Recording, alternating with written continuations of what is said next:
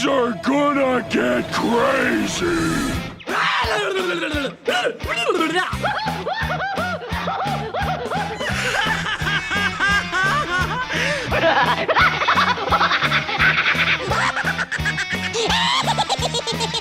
Most everyone's mad here. Greetings and salutations to a new episode of AniMat's Crazy Cartoon Cast, where we all may be crazy, but at least we are not dumb enough to go and inject ourselves with disinfectant. But it was just a joke, man. I was only being sarcastic. Yeah, what a funny thing you say that just after literally everyone called you out on it for saying something that is absolutely stupid. And especially when your followers completely believed you on that just before, like, you said, oh, I was just joking, and then they believed you on that. It really does highlight the low intelligence of both you and all of your followers. Frickin' potato-minded orange. But anyways, enough of all that. There is something I would like to go and say regarding AniMat's Crazy Cartoon Cast, and this episode in particular, is that we actually do have a very common theme with almost all of the stories that I have for you today. And that is the fact that nothing is what it seems. Everything that you used to know now is completely wrong, because now everything is changing. A lot of things are no longer what they used to be. Movies and franchises, where they are now, well, now they're in other places.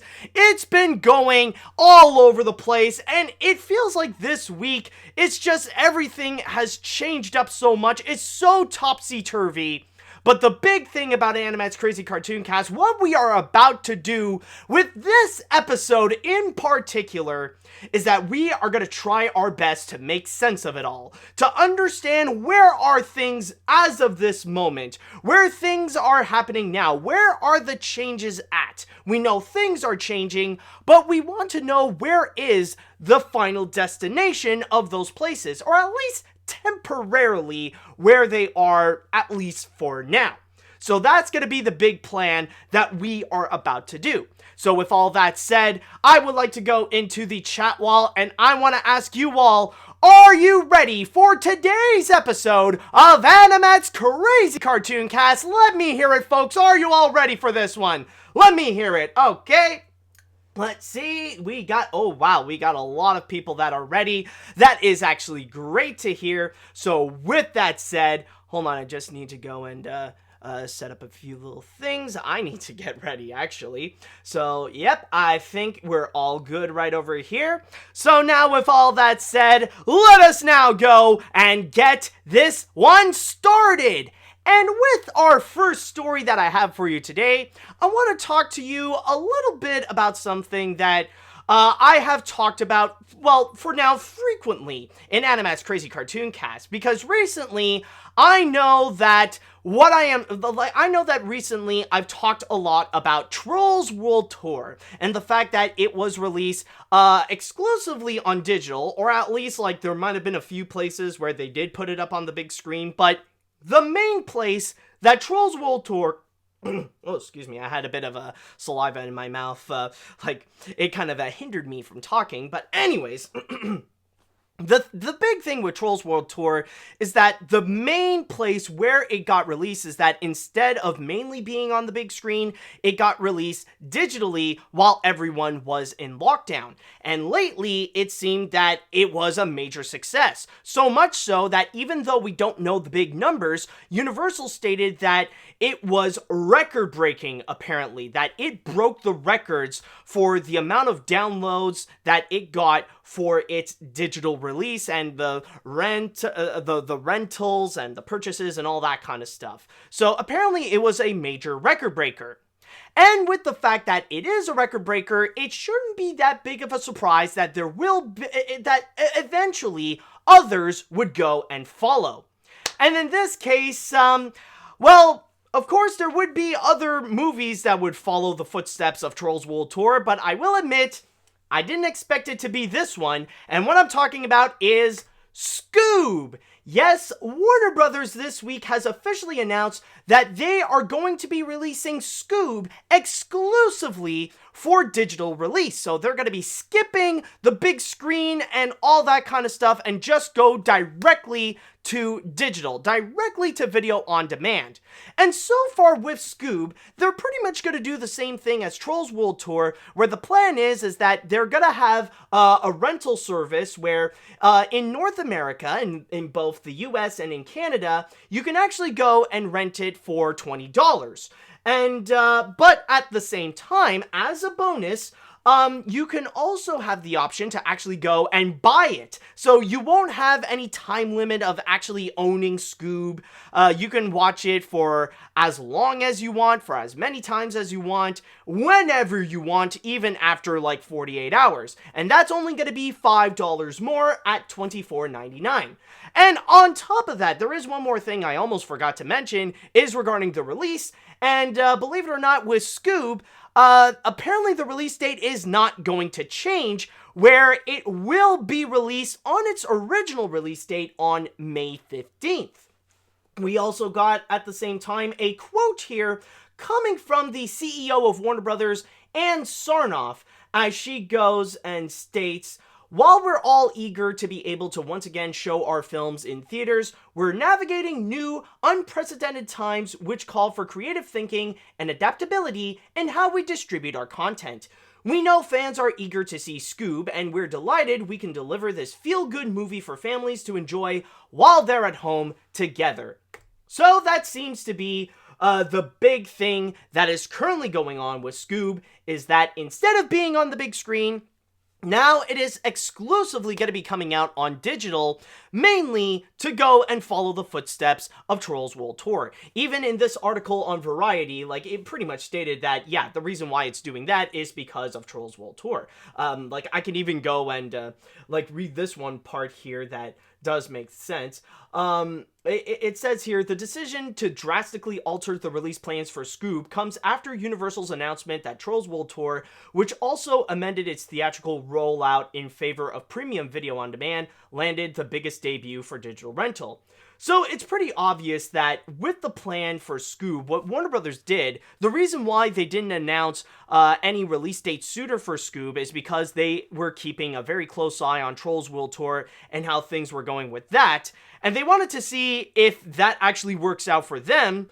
So now that we know that Trolls World Tour had been breaking records with its video on demand, video on demand release, they want, like, apparently Warner Brothers wants to have that piece of the pie, and they want to go and try to do the same thing with Scoob, because technically with Scoob, it aims for the exact kind of audience as Trolls World Tour. It's an animated film, it's aimed for families, so of course, while families are going to be in quarantine, while they're in lockdown, and while kids are staying at home, like, why not give them a little treat and have them go and check out Scoob at home? And again, like, it's something that for families, it is more beneficial because they don't have to go to the movie theaters to go and buy a ticket for each person and all that kind of stuff. They could just stay at home, just rent it for Scoob.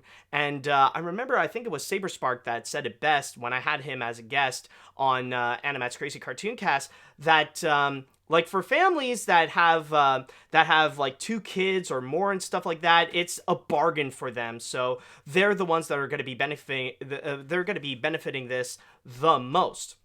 But I will say, when it comes to Scoob, I'm actually kind of surprised that they would actually go and make this decision. I'm surprised. Well, more specifically, I'm surprised that they would pick Scoob to go and actually have that be released in digital instead of having it be on the big screen, because personally, at least this is my thoughts on this, but I feel like Scoob would actually have a pretty strong chance on the big screen. Like, if Warner Brothers would go and release it in theaters, then I think it would actually have a good chance to actually be a financial hit in theaters. It would actually do well at the box office. I'm not saying that it would probably be like a $1 billion hit or something, but at least it would have some profitable results.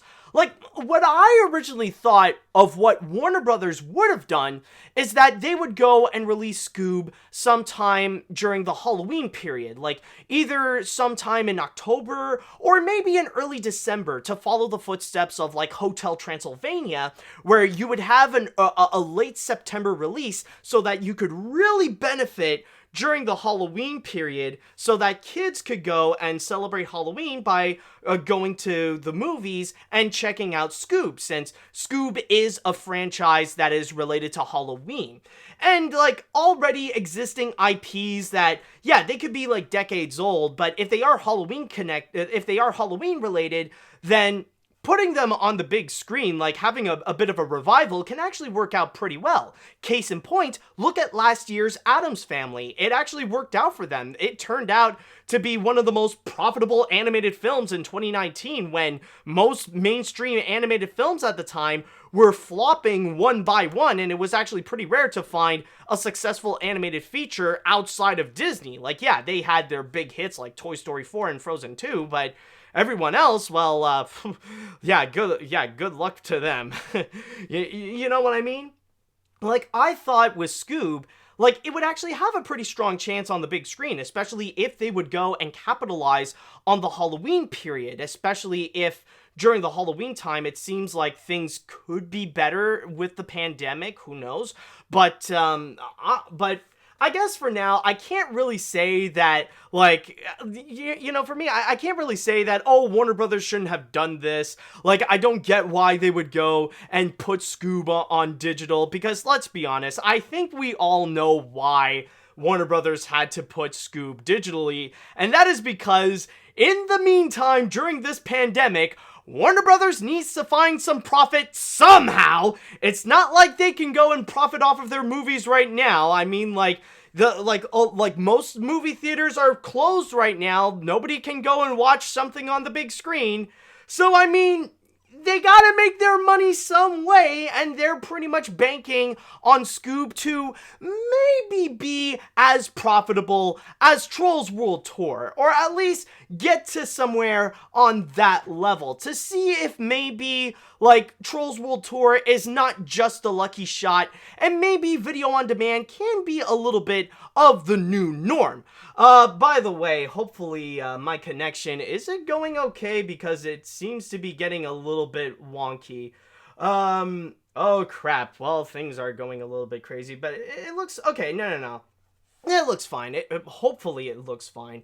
Okay, but anyways, okay, hopefully, are we still alive? Are we still okay? Okay, we got a little bit of buffering, but, okay, hopefully we're still good, but, okay, just as long as it doesn't crash entirely like before, then we should be okay. Anyways, going back to what I'm talking about with, Scoob, yeah, so it is honestly very surprising of the fact that, yes, Scoob is another animated film that they're gonna go and delay, not necessarily delay, but they're gonna go and actually just release it digitally instead of the big screen. But considering Warner Brothers' situation, they gotta do at least something. And I mean, yeah, like some people would say, well, technically there's gonna be HBO Max coming, but still, HBO Max is still a long way. I think they're planning to go and release that in late May or something like that. And they still need to find other ways of profitability. You can't just survive on streaming service alone, especially if you are a major movie studio. Like, case in point, look at Disney. Yeah, they're doing amazingly with Disney Plus, but that's not going to help them compared to, like, their other businesses that are, like, literally closed, especially with their live action movies and their theme parks. Like, Disney is still in trouble, and with Warner Brothers, they know that they need a lot more than just HBO Max if they want to find more profitability, and they're hoping that by releasing Scoob on digital, they can go and do that. But I will say this, if there is one thing that I'm personally happy about with Scoob being released on digital, is that at least it does give me more stuff to do for my schedule, because I will admit, like, and keep in mind, this is all just a personal thing for me, that as a YouTube creator, as someone who does review animated films, including movies on the big screen, considering that a lot of them have been taken off of their schedule, it was hard to honestly find different ideas to go and fill it up, and often making videos at the last minute. So at least now with Scoob coming out on digital in the same way of Trolls World Tour, at least I can go and make a Scoob review, so at least I do have that going for me, so I don't have to think up of any more last minute ideas in order to make videos and stuff like that, so at least I got that going for me. But yeah, basically that's the big thing with Scoob. And also, there is one more thing I would like to go and answer, and this is probably a question that many people would have, and that is going to be regarding, now that we got Trolls World Tour and Scoob being released on digital, who's next? Is there going to be another animated film that might end up potentially be released on digital? Is there going to be another animated film, or is there going to be another movie? And the only answer that I would have to that would be, I don't know, but honestly, I don't think there's going to be another one. Because we are at the point that movie studios nowadays, they would take their movie and they would go and immediately delay it. Like, that would be their common tactic, is that instead of, like, getting all their movies that are originally scheduled for the spring and just have that be released digitally, they're not going to go and immediately do that. The common answer right now is that they're just going to take their movie and they're just going to move it somewhere else so that they could be released on the big screen at another time, in a time that at least we can hope that things are going to be better with the pandemic and that people would be allowed to go on the big screen. That's the common answer. And at this point right now, with the animated films of 2020, that's what movie studios have done so far. They just took their animated film and they would just put it somewhere else or put it further away from the pandemic. We've seen it done with Disney, with Soul and Raya and the Last Dragon. We've seen it done with Universal, with Minions Rise of Gru. We've seen it done with SpongeBob. And we've seen it done with a few others as well. We've seen it done with everyone else.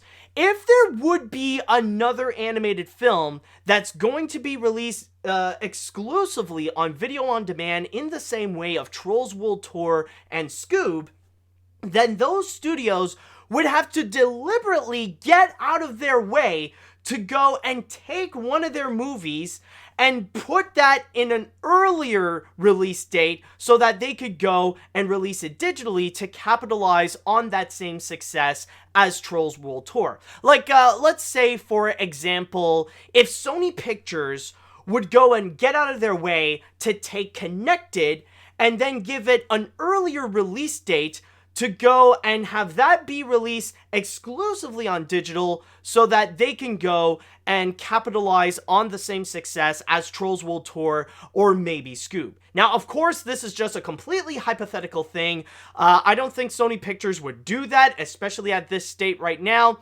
But this is just a little bit of an idea to give you, like, to make you understand what I am talking about. If there would be another movie that would be released exclusively on digital to follow the footsteps of Trolls World Tour and Scoob, then they would have to literally get out of their way to make that a digital release instead of having it be originally planned for theaters. So this is just to give you an idea on that.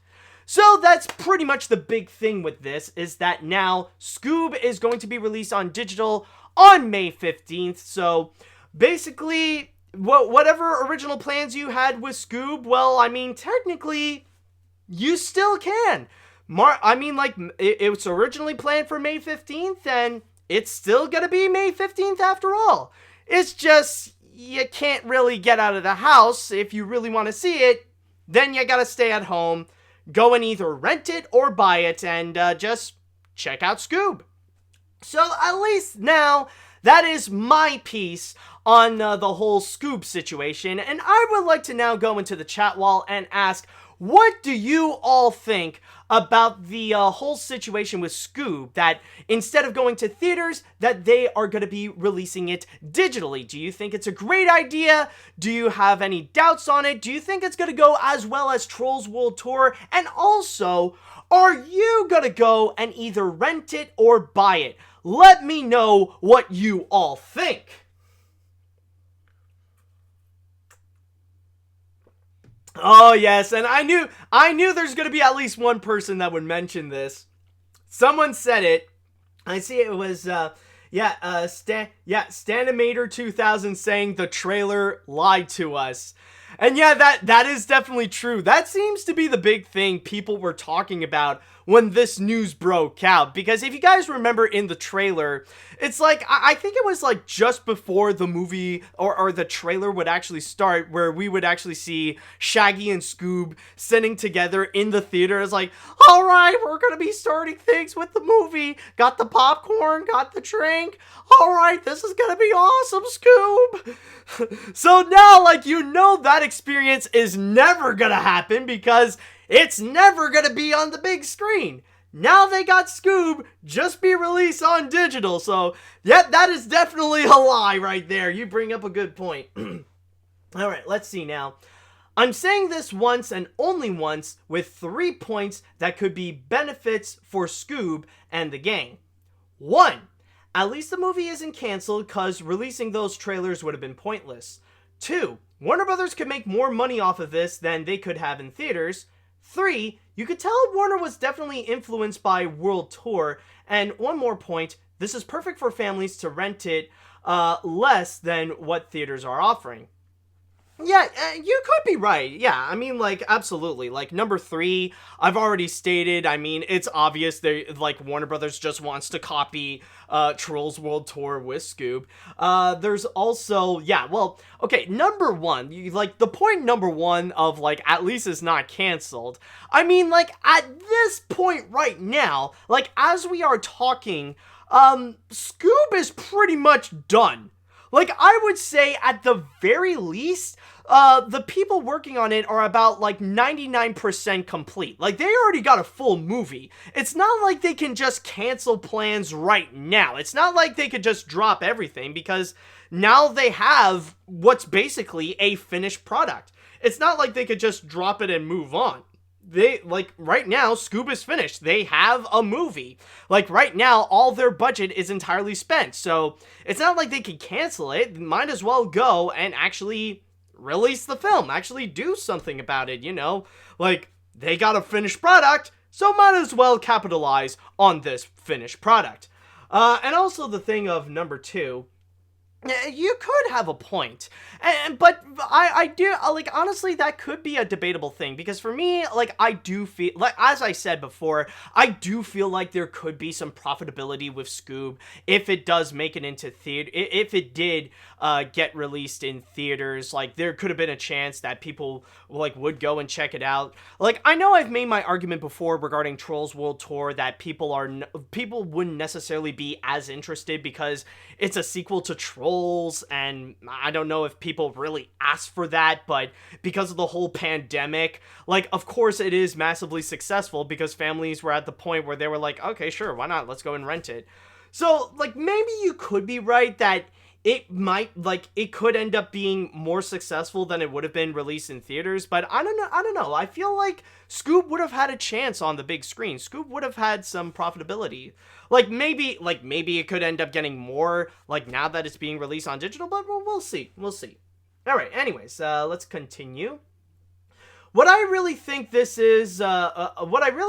is for this reason to be on digital instead of theaters is mainly, in my thoughts, keeping what they promise, like they wanted to promote it on May 15th and wanted to keep it. Although to say your release date idea really seems like a great idea, like be perfect for the kind of film it is, since it is a group of teens unmasking monsters and solving mysteries, oh, and with a dog for comedy purposes. Well, I mean, that's Scoob for you. That's what they have to do.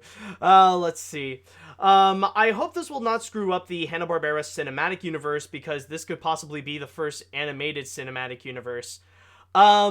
Okay, I just need to make a clarification. The first animated cinematic universe has already been made.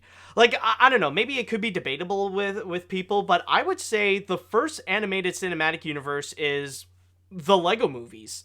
Like, all those Lego movies, that technically counts as a whole cinematic universe in itself. Like, you got the main Lego movies with Lego Movie 1 and 2, and then you got those spin-offs like the Lego Batman movie and the Lego Ninjago movie. That technically would count as a cinematic universe. I don't know if people would say, well, that's just a franchise movie, but still, I feel like that does count. Like, with the way that it's trying to build itself, no pun intended, like, it does feel more like a cinematic universe, much more than, like, a franchise movie.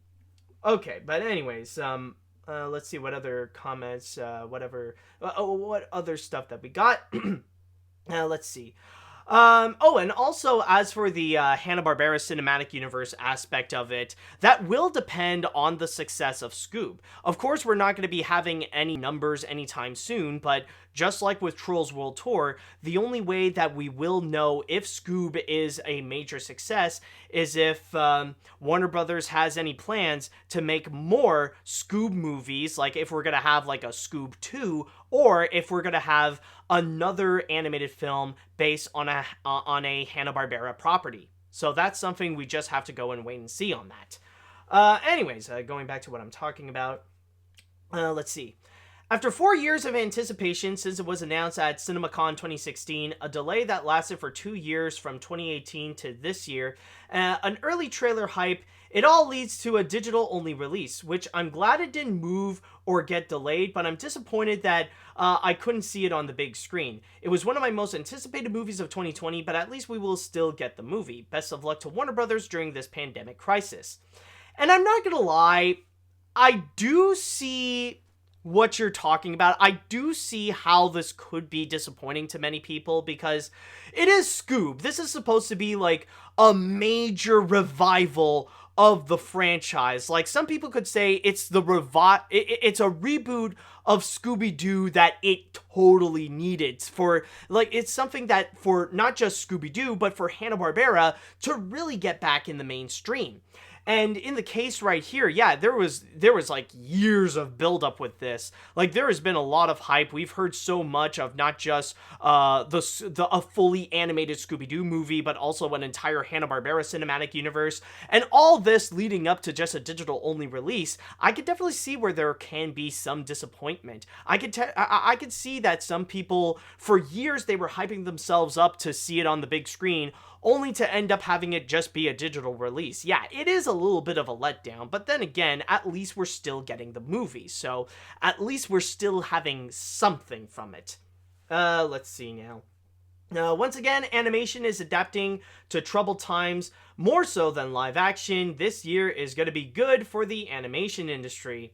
Yeah, exactly. I mean, I don't, I forgot where I got this, but I read a perfect analogy on this, is that basically, with movies, the pandemic is kind of like the meteor that made the dinosaurs extinct. And when it comes to animation, that's like the little shrew that dug themselves a little hole in order to go and survive throughout this whole pandemic. So while the live action films are slowly making themselves extinct and have serious trouble adapting after the whole meteor crash and stuff like that, here comes that little shrew that is animation that's just popping out, still fine, still doing its business, and managed to survive throughout this whole thing. So that's definitely an interesting analogy. I forgot where I got it from, but I know I read it somewhere, and it's actually a pretty, it's actually pretty true with what they mention. Let's see what we got here. What is your opinion about Scoob? Because this is supposed to kick off the Hanna-Barbera cinematic universe. Do you think this could still do that they may not make as much money? Well, I mean, like, my opinions on Scoob and stuff like that, at this point, like, I'm just gonna say we'll have to wait and see. I'm gonna save my opinions for when the movie actually does come out, and, like, I'll save all that for mid-May when the film will be released and see how that's going to go in terms of its performance with video on demand. Maybe it will do well, maybe it won't, maybe the film is good, maybe it's not. I'm still pretty anticipated to see how it's going to go as a Hanna-Barbera fan myself, and as someone who used to watch a lot of Scooby-Doo back when I was a kid. So, I don't know, like, honestly, for that, we'll have to wait and see. Okay, I'm gonna go and read one more comment before we're gonna jump on to our next story. So, To be honest, I wasn't expecting the newest outing for Scoober-Doober to go on this route, especially when an October release was right there, and I didn't think the film was finished, but I am pleased that they found a way to make some big bucks during the pandemic. But with Trolls World Tour, Scoob, and technically Artemis Fowl releasing digitally, what's gonna happen next? Is Sponge on the Run gotta be released on video on demand? Well, I mean, again, like, if Paramount would do that, they would have to really get out of their way to take Sponge on the Run, take it out of its August release date, and have it be released on its own. So, honestly, I don't really think so. Honestly, I think, like, I think for now, Paramount is still gonna keep Sponge on the Run for an August release date on the big screen. Unless the pandemic is getting worse from here, I don't know. We'll have to wait and see. And with the case of Artemis Fowl, I don't know if we could really count that, because technically, with the case of Artemis Fowl, it's not going to do the same thing as Trolls World Tour and Scoob. It's not going to go and have it be like some kind of rental thing for $19.99 and stuff like that, because technically with Artemis Fowl, Disney is going to go and release that on Disney Plus. All you need is a Disney Plus subscription if you want to go and check that film out. So that's more of a different case. I don't know if I would technically count that.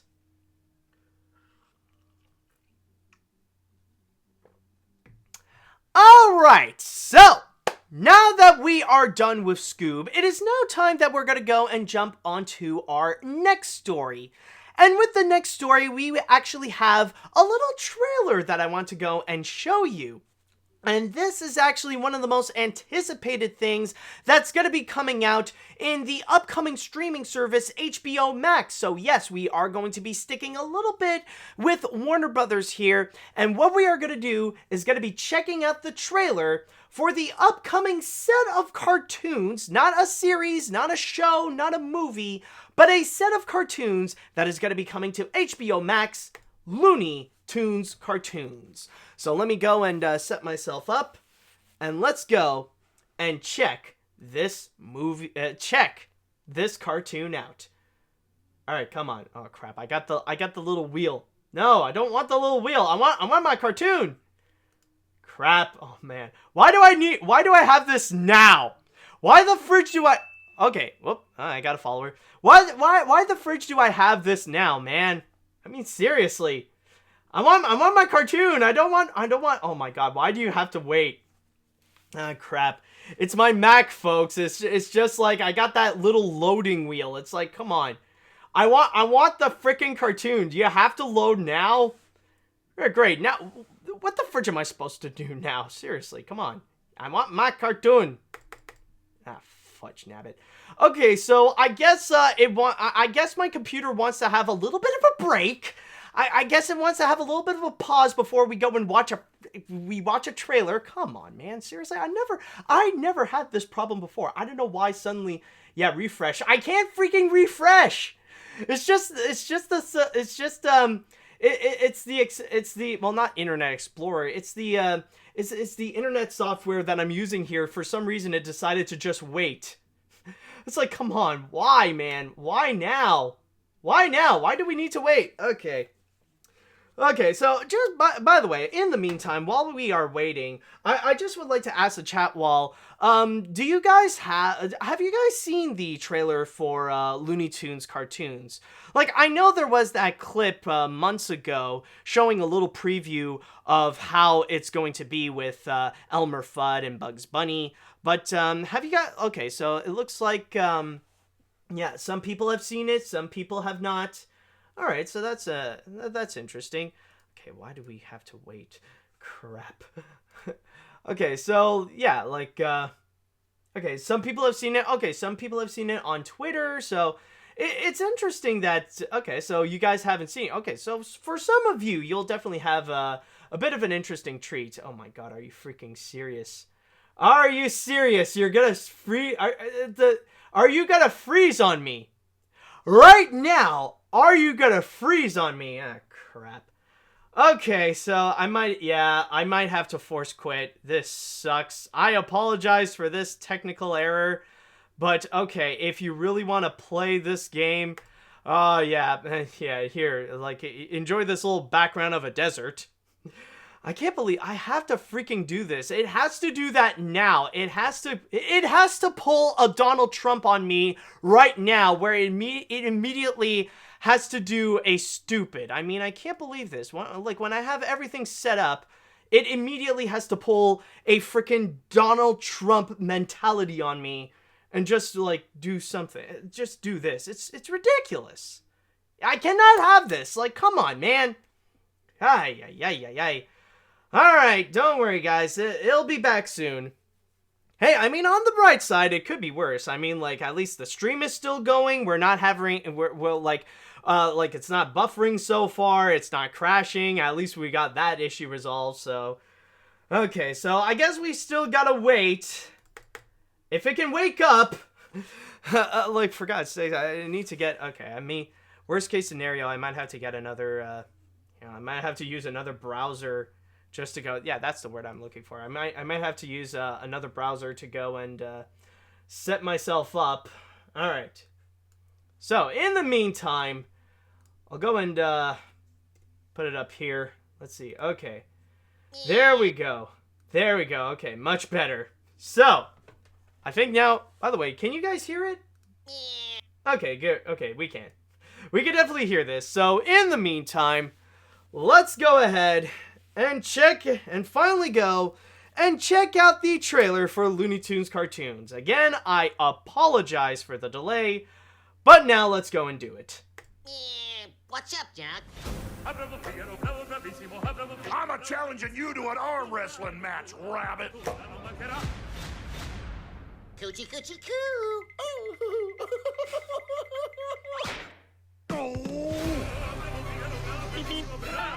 I caught a putty cat!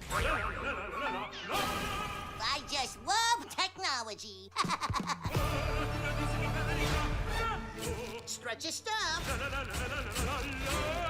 The crazy thing is, I don't even wear clothes. Hello, amusement park. No filthy animals on my ride! Oh, brother.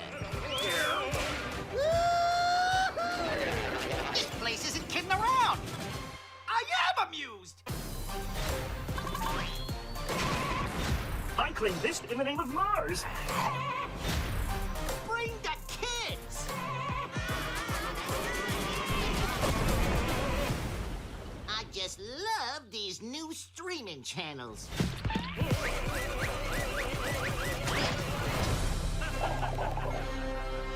Woohoo! This calls for a celebration. That's it.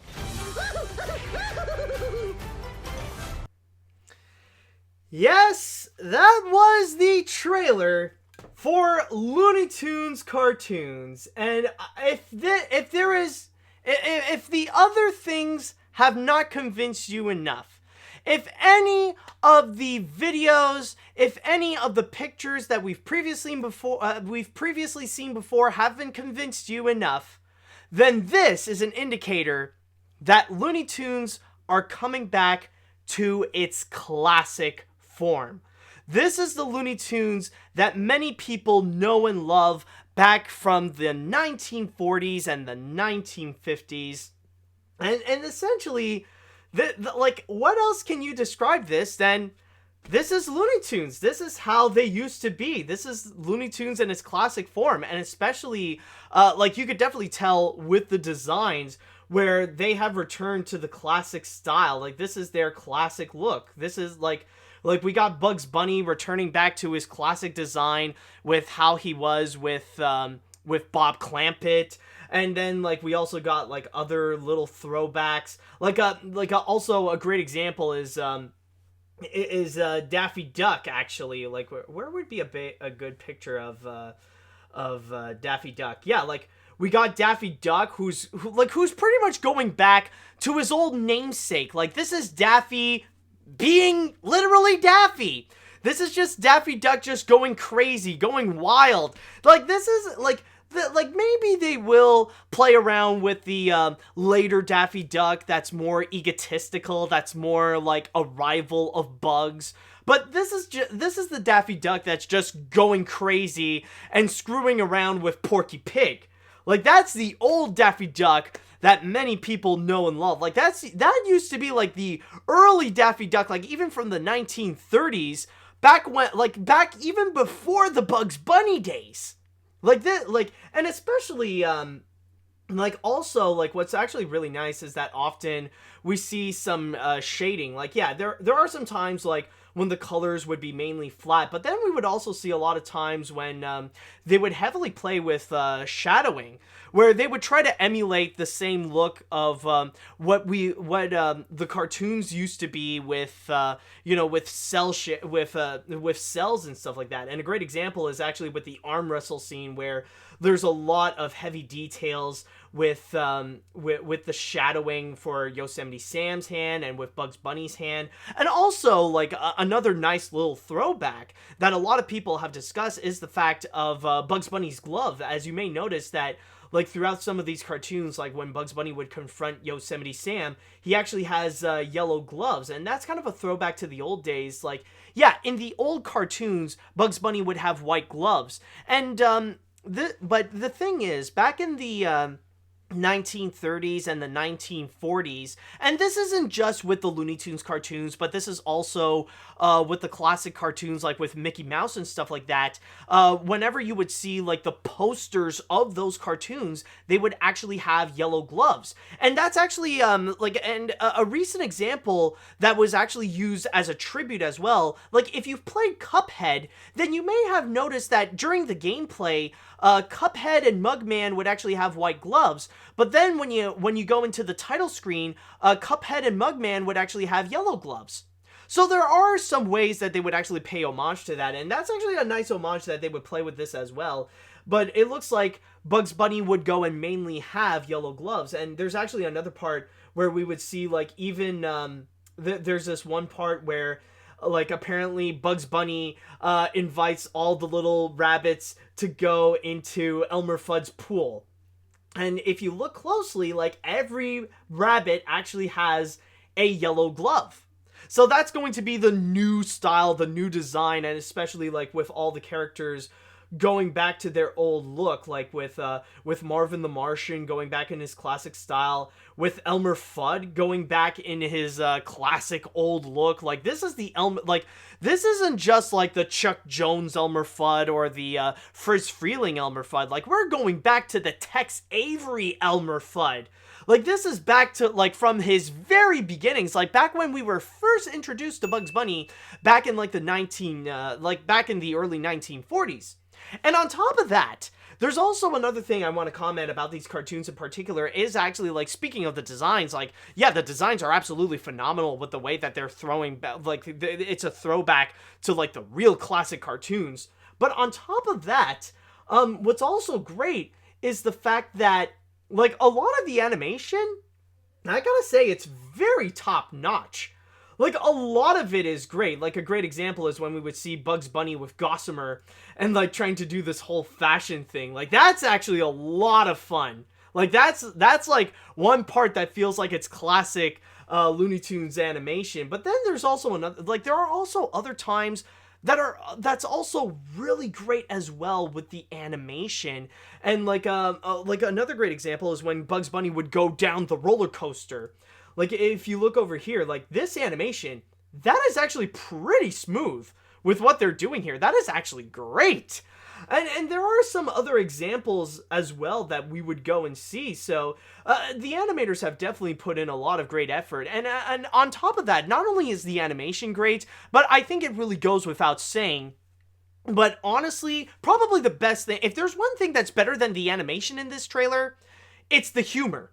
The jokes here that we are seeing right here, not only are they classic Looney Tunes, but they are also really funny as well. Like like there are plenty of times that I would actually get a great laugh as well. Like one great example, like one thing I really like and what many people mention that's also a lot of fun as well is with it's when Daffy Duck would keep re-emerging and going back down in the cement and like coming in with like different forms.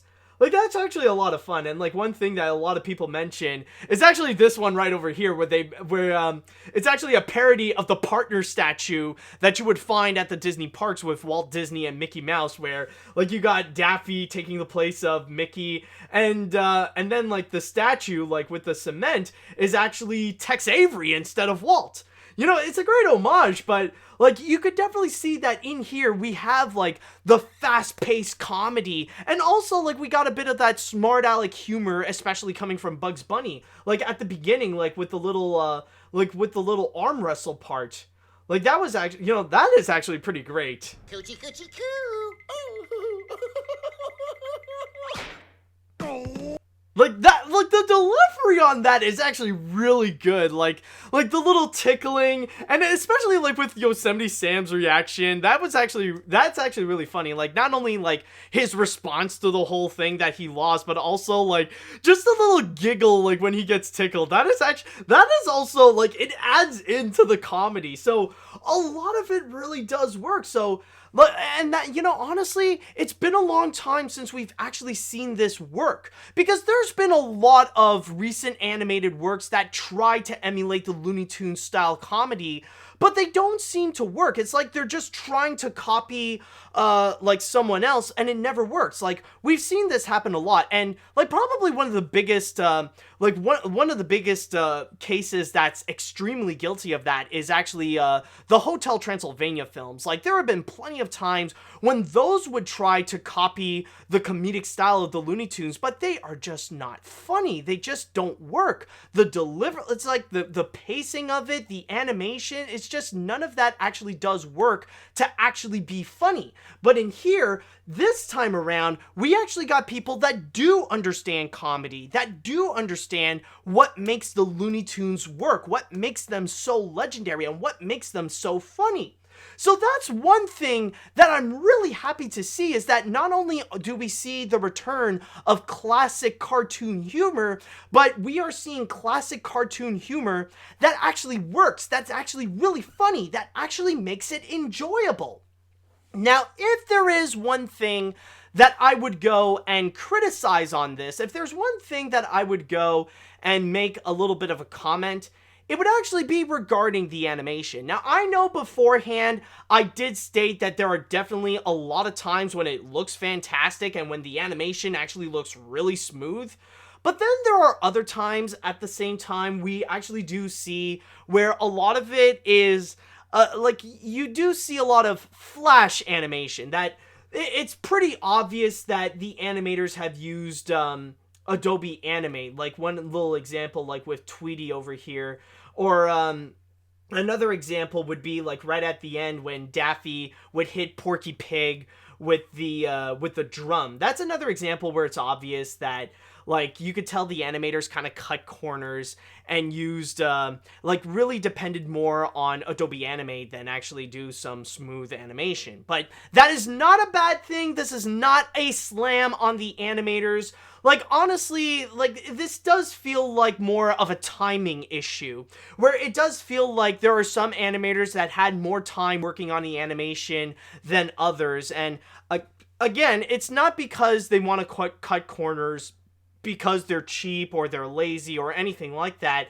It's more like, it's definitely noticeable that it's more of a timing issue, that they have to go and meet the deadline, so they have to go and depend more on Adobe on Adobe Animate or whatever software that they're using. Like maybe it's not Adobe Animate, maybe it's Toon Boom or something, that they would go and depend on that more so in order to finish the product faster, more so than to clean it up and make things look smooth. But then again, I just want to keep in mind, like, that's just a minor criticism. Like, you could consider that as a dumb little nitpick that doesn't really matter. It's not gonna go and hinder on the quality that we have seen overall, because honestly, like, with all this, with the Looney Tunes cartoons, this is freaking fantastic. It looks great. And honestly, Like, if I would get HBO Max, then I know the first thing I would go and check out is the Looney Tunes cartoons. Like, everybody who has worked on this so far,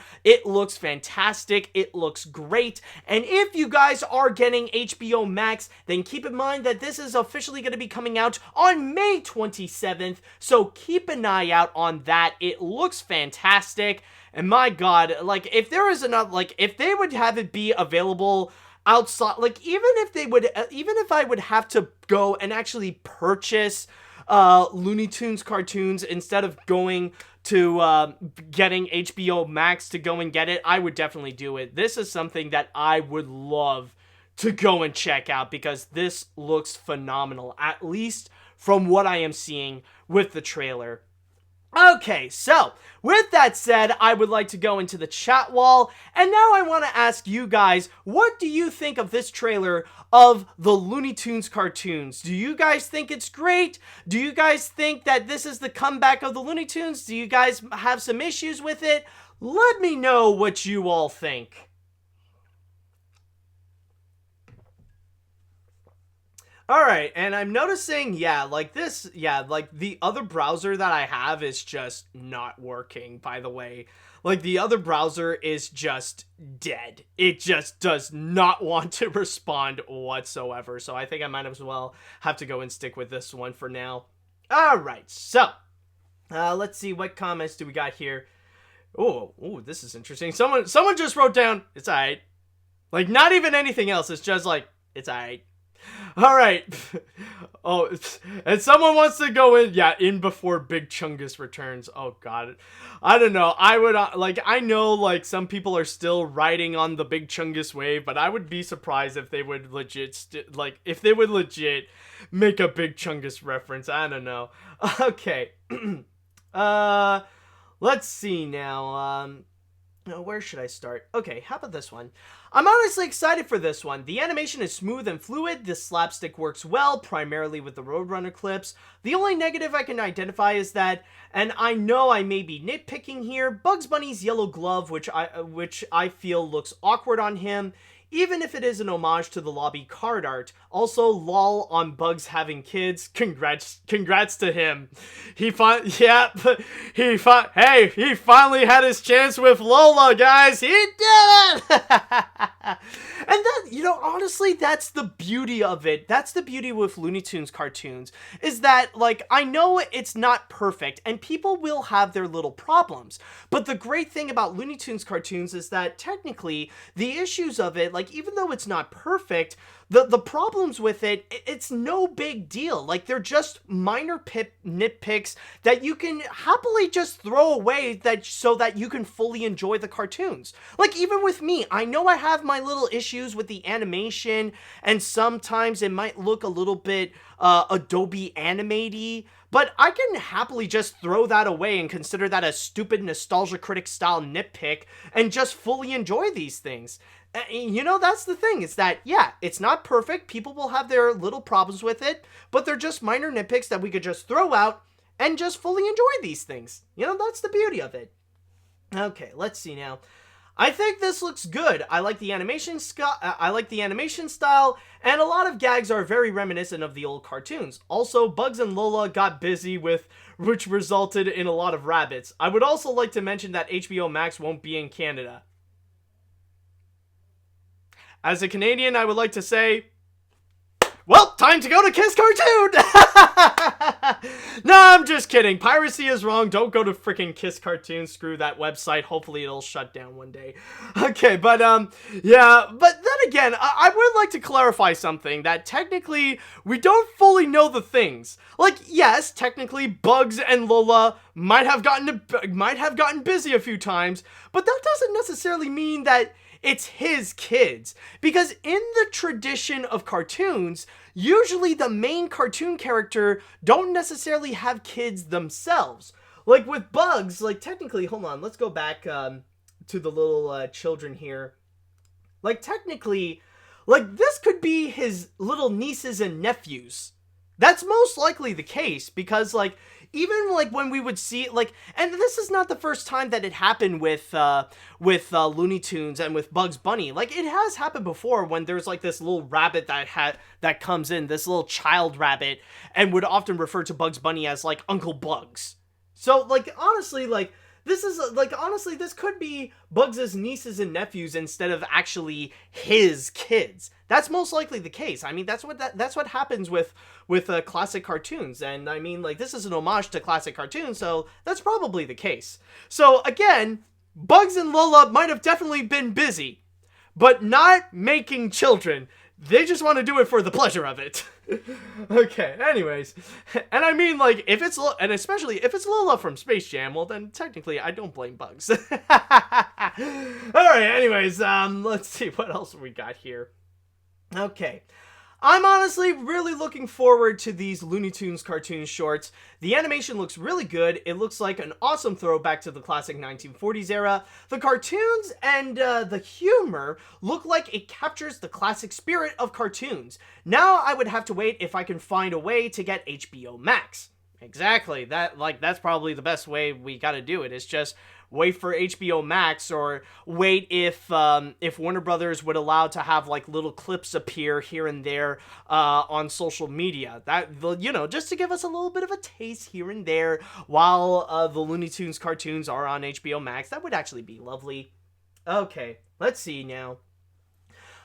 Nope, not convinced. I was always bored with the Looney Tunes growing up, and it doesn't sell me HBO Max whatsoever.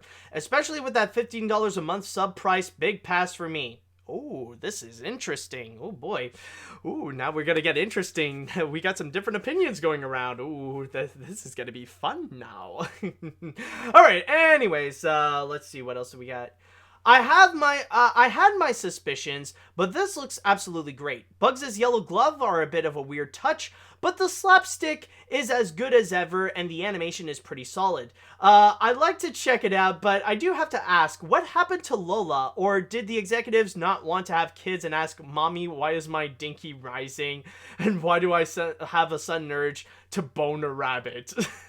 No, but one thing I will say is that I do remember, I think it was either this week or last week, that they did actually release a poster of the Looney Tunes cartoons, and it featured all the different Looney Tunes characters that would appear, and like, it was a massive throwback and a massive tribute to all the Looney Tunes characters, and one of them is going to be Lola. So I can actually confirm that Lola will at one point make an appearance in the Looney Tunes cartoon. So I just want to make a clarification right there.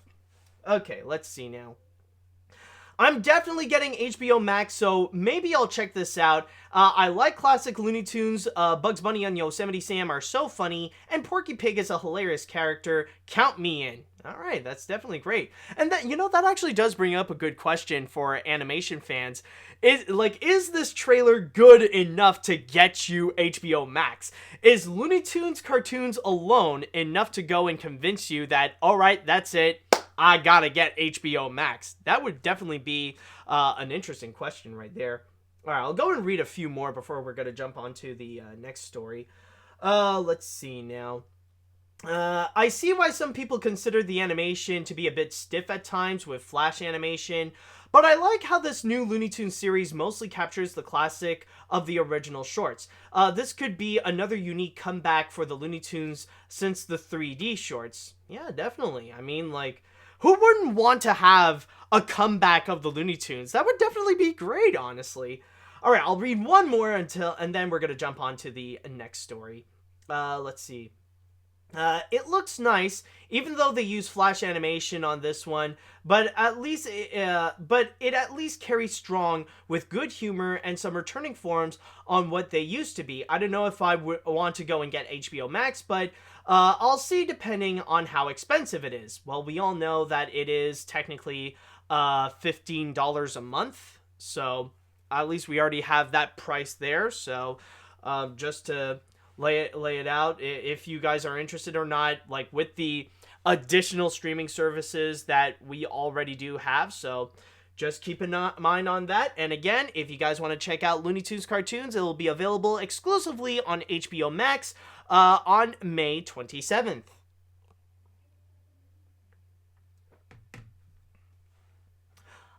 Alright, so for the next story that I do have here, technically we are still staying with Warner Brothers, or technically the theme is still Warner Brothers, but we're not staying at Warner Brothers.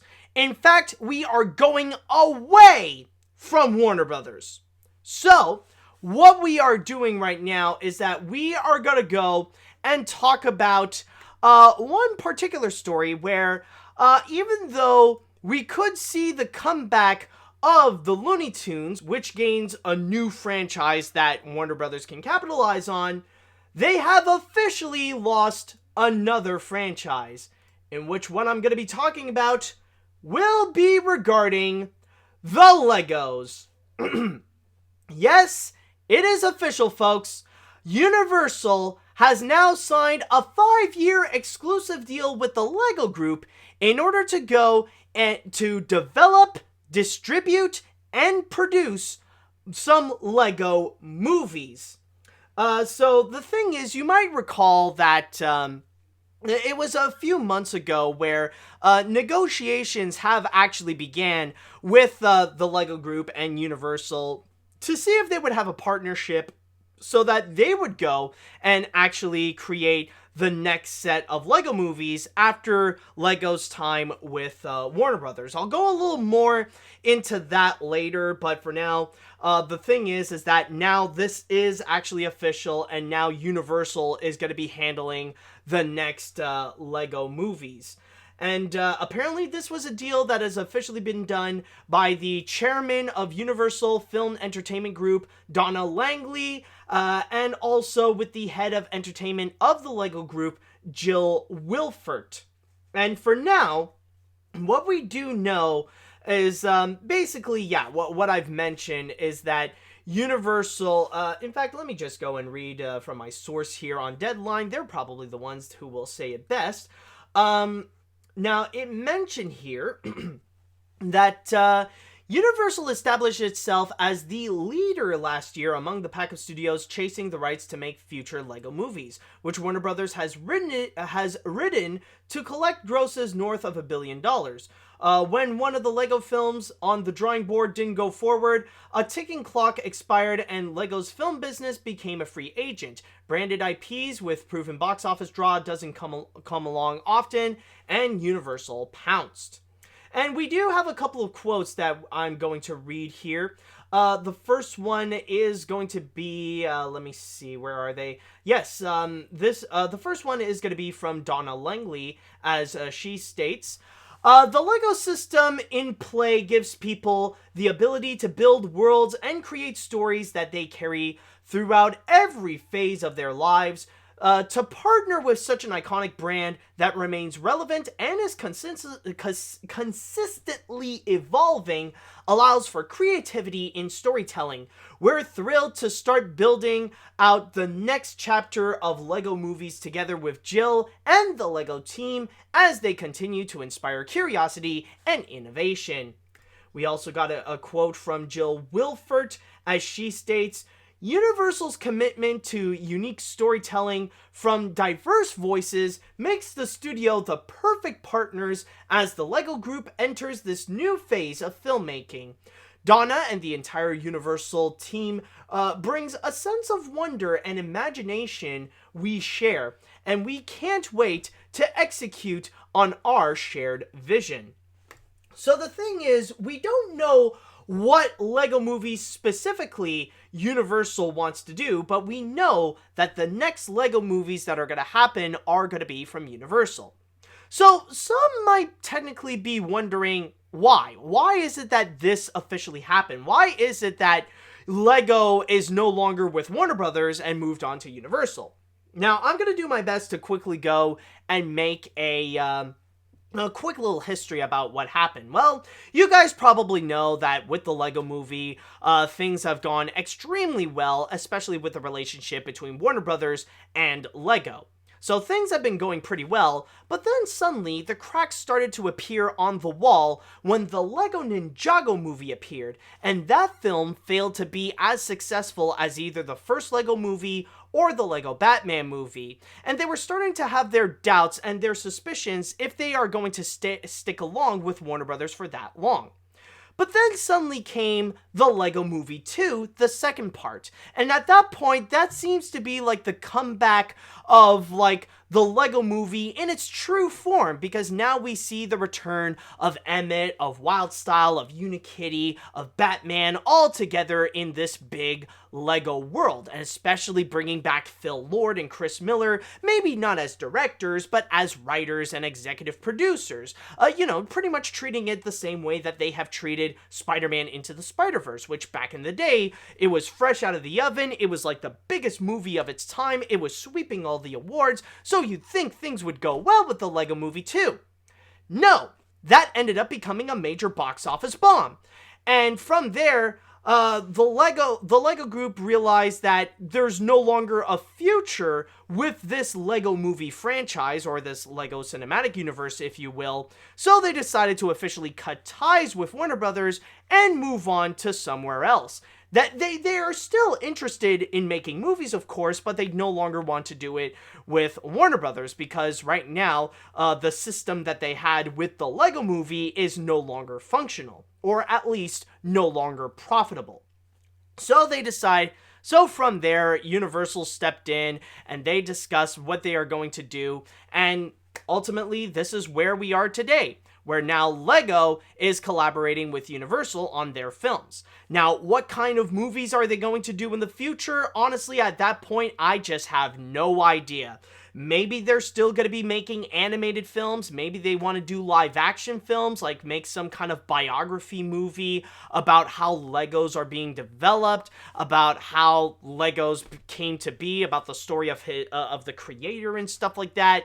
Like, maybe it'll still be animated and it'll be from either DreamWorks or from Illumination or something. We don't know what it's going to be. We don't know what the future holds for the future of the Lego movies. We don't know.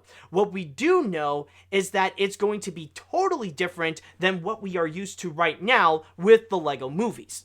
And one thing I will say right now, I'm going to answer two major questions that people might have regarding the future of the Lego movies now that it's with Universal. I've seen some people ask if there's going to be a Lego Movie 3, that now Universal is going to be handling it, and that the Lego Movie franchise is still going to be continuing, but now under Universal.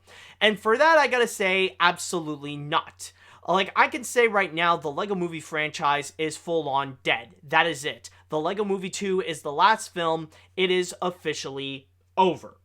And the reason why I say that is because even though the Lego Group has moved with Universal to make the next batch of Lego movies, the Lego Movie franchise is still technically owned by Warner Brothers.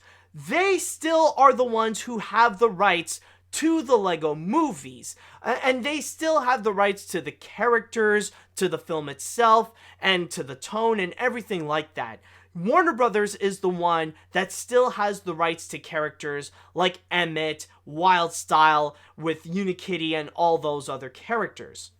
And on top of that, there's no way that Universal can make another Lego movie in the style of the Lego movie, mainly because of the properties that are in the Lego movie. Most of them cannot be used, because you guys may recall, especially like in the Lego movies and in the Lego Batman movie, like in a way it's kind of like a big crossover where we see cameos of like already existing properties from before, where we saw cameos from like DC superheroes, we saw different cameos, like especially like one great example is like at the end of the Lego Batman movie, where Joker has been transported to another realm, and we see all these different villains like the Wicked Witch of the West. We saw what else was there? We saw, like, the Gremlins, we saw Sauron, we saw King Kong, we saw the Kraken from Clash of the Titans. Like all these properties, like, yeah, there are a few other cameos as well from the Lego Movie that are technically not from Warner Brothers. Like, we had Milhouse from The Simpsons, we had Michelangelo from Teenage Mutant Ninja Turtles. We had, like, plenty of other, we had, like, all those other characters. We had a little Star Wars moment. But other than that, though, it's mainly Warner Brothers. Like, these are Warner Brothers IPs, and they cannot use it. Especially the fact that one of the main characters is literally Batman, one of the most iconic DC superheroes, and one of the most iconic IPs owned by Warner Brothers. So there's no way Universal can go and continue that. There's no way they can make a Lego Movie 3, nor that they could go and make a Lego Batman Movie 2. So those franchises are just those movies are just full on dead right now. Universal cannot go and continue that. And then there is also the other question. There is also technically the other question. What about Phil Lord and Chris Miller? There are some people that are wondering that now that it is under Universal, would Phil Lord and Chris Miller still be involved with these Lego movies? Because technically, it is true that there are some people that are still involved, that there are some people that did work on the previous Lego movies that are still going to be involved with this. In fact, they did mention that, where are they? Who are the guys? I'm just trying to find the names. That, technically, Dan Lin and Jonathan Irich, who were producers of the previous Lego movies, they're still going to be sticking around. They're still going to be producing the Lego movies with Universal. So maybe Lord and Miller could actually return. Honestly, there could be a chance that maybe they will be involved.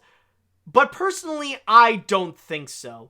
And this might be a little bit of a controversial opinion, but I think one of the main reasons why the Lego Group moved out of Warner Brothers is to escape that Lord and Miller style. That they want to they want to completely reboot the Lego movies where they do not have that Lord and Miller style. And I know a lot of people love the Lord and Miller style. People love the way that they've interpreted the Lego movies, or how they've defined the Lego movies as like this fast-paced, action-packed comedy that can often be meta and stuff like that. But the thing is that formula no longer works anymore. It's no longer profitable. Even when Lord and Miller returned to go and write and produce the Lego Movie 2, it no longer worked. It's no longer profitable. People are no longer interested in that anymore. And with that formula completely failing, the Lego Group wants to escape that. They want to give a fresh new take on Lego movies. They want a new vision for it that is not related to the previous Lego movies, because they're no longer profitable. People no longer want that Lego movie style anymore. So if anything, like, the last thing that the last thing that the Lego Group would want is to have Lord and Miller return to make more Lego movies in the same style that they have done. Or in other words, the same style that's been repeated so much to the point that it is no longer profitable. So that is kind of the big thing about why Universal would leave Warner Brothers to go with, why the Lego Group left Warner Brothers in order to go with Universal to make the next Lego movies. And again, we don't know what they're going to do. Like, it didn't even, even in this article, they didn't even mention if they're going to be animated or live action. We don't know what the future will hold with the Lego movies, but we know that we are still going to get Lego movies, but they're just going to be under Universal, and they're going to be nothing like the Lego movies that we know today. So honestly, it's a big wait and see in terms of what the future shall be with the Lego movie. And who knows, maybe I'm wrong, and maybe they will bring back Lord and Miller to go and keep an eye on things with the next Lego movies, but who knows? We don't know how things are going to be. We don't know if the same style will be interpreted, but I don't know. We'll just wait and see with what happens. And so with that said, I would like to go into the chat wall, and I want to ask you guys, what do you all think about the LEGO Group going to Universal? Do you think this is a smart decision for them to do? Do you think they should have stuck with Warner Brothers to make more of those LEGO movies? Let me know what you all think. Oh crap, did I make a mess? Fudge nabbit. Okay, I'll go and clean that up later. Yeah, it's not that big of a mess, but okay, no, it's not that big of a deal. Okay, anyways, let's see.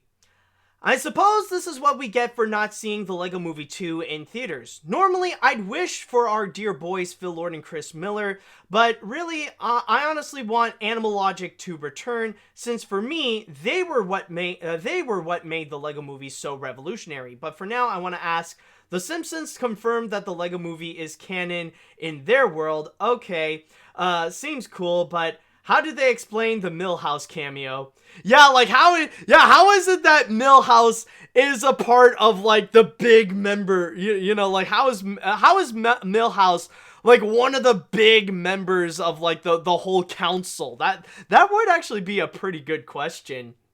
But yeah, you know, you do bring up a good point that as much as people love to give credit to Lord and Miller on everything, really, like if there is one group that deserves more credit than Lord and Miller, it's definitely the team at Animalogic. They have definitely done a great job, and I would even say that they're one of the most underrated animation studios out there. Like, they have done some amazing works, not just with the LEGO Movie, but with some of the other animated projects that they've done. They look absolutely amazing, especially with some of the previous works that they have done before with Warner Brothers. Like, say what you will with like the Happy Feet movies or Legend of the Guardians, but the animation that they have done there is absolutely phenomenal. I agree with you. Animalogic is definitely great, and if they can stick around to make more of the Universal LEGO movies, that would definitely be awesome. But yeah, they honestly, Animalogic is so underrated. It's kind of sad how underrated that they are. Let's see. And also one more thing, that like, you're definitely right on the factor that, yeah, if you're not happy with this news, then yeah, this is definitely what you get for not seeing the LEGO Movie 2 in theaters. If you have, well then, like, it's not really your fault, but if you haven't seen it in theaters, then why haven't you? You know, I'm just saying. Let's see now. This is mostly a bittersweet story. It sucks that Warner Brothers and the LEGO Group had parted ways due to the financial reception of the more recent movies, but then again, I definitely understand the decision from LEGO. One lesson I would have to conclude is that Warner Brothers should never be too resilient on a single franchise. Oh, that is absolutely true, and I mean, like, technically, it's not just Warner Brothers. I mean, there's been a lot of different studios that are guilty of this as well. Like, there are plenty of others. I mean, there's like Sony is extremely guilty of that, and I think we all know it. There's also like Lionsgate that's guilty, Paramount that is guilty. Like, there's been a lot of other companies that do have that issue. I mean, like, at least with Universal or Disney, like, they have plenty of options that they could go with. But yeah, honestly, like, it's not just a Warner Brothers problem. It's a problem with plenty of other studios as well. Let's see now. Who else would we have? Oh, right here. I'm worried. I love the original Warner Brothers LEGO movies with that stop motion feel, despite it being completely CGI. Knowing Universal, they probably won't add in that style. They might include their own style of animation for their LEGO movies. Also, knowing the fact that Universal has the film rights to LEGO, do you think any LEGO versions of Illumination characters would at least make a cameo in them? I can see one or two LEGO minions making a background appearance. Well, I don't know, honestly. That really does depend on what Universal wants to do. Again, we don't have a confirmation if the future LEGO movies are going to be animated or if they are going to be live action, like if they want to take it seriously and make like a more Oscar bait style film and make like some kind of biography on the creator of LEGO or something like that. It all depends on what Warner Brothers wants to do, and if they do want to stick a little bit more to the tradition of the Lego movie and have it be like some cameo-filled spectacle where you would have like appearances, you know, like you would have cameos of like characters from like Fast and Furious, Jurassic World, from Despicable Me, from like Shrek and all that kind of stuff. It really depends on them. Let's see now. What else would we have? Universal doing Lego movies isn't surprising, but it's sad Lego Movie 2 bombed because it was a good movie.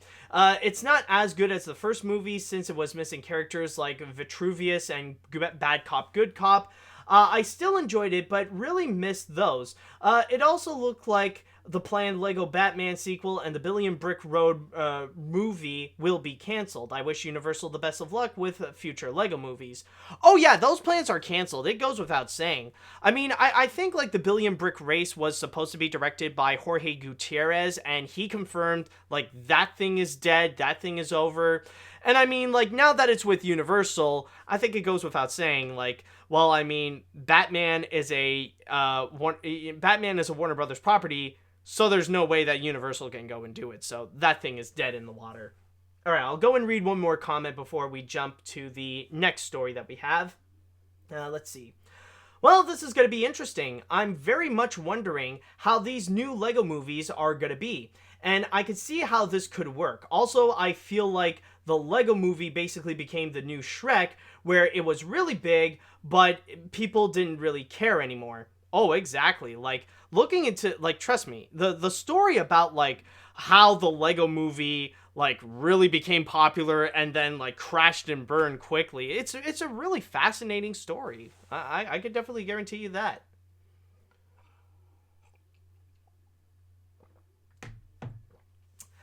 Alright, so, now that we are officially out of Warner Brothers, it is now time that we are going to jump onto the next story. And what we have here is not going to be from Warner Brothers or from Universal, but now we actually got something from Sony.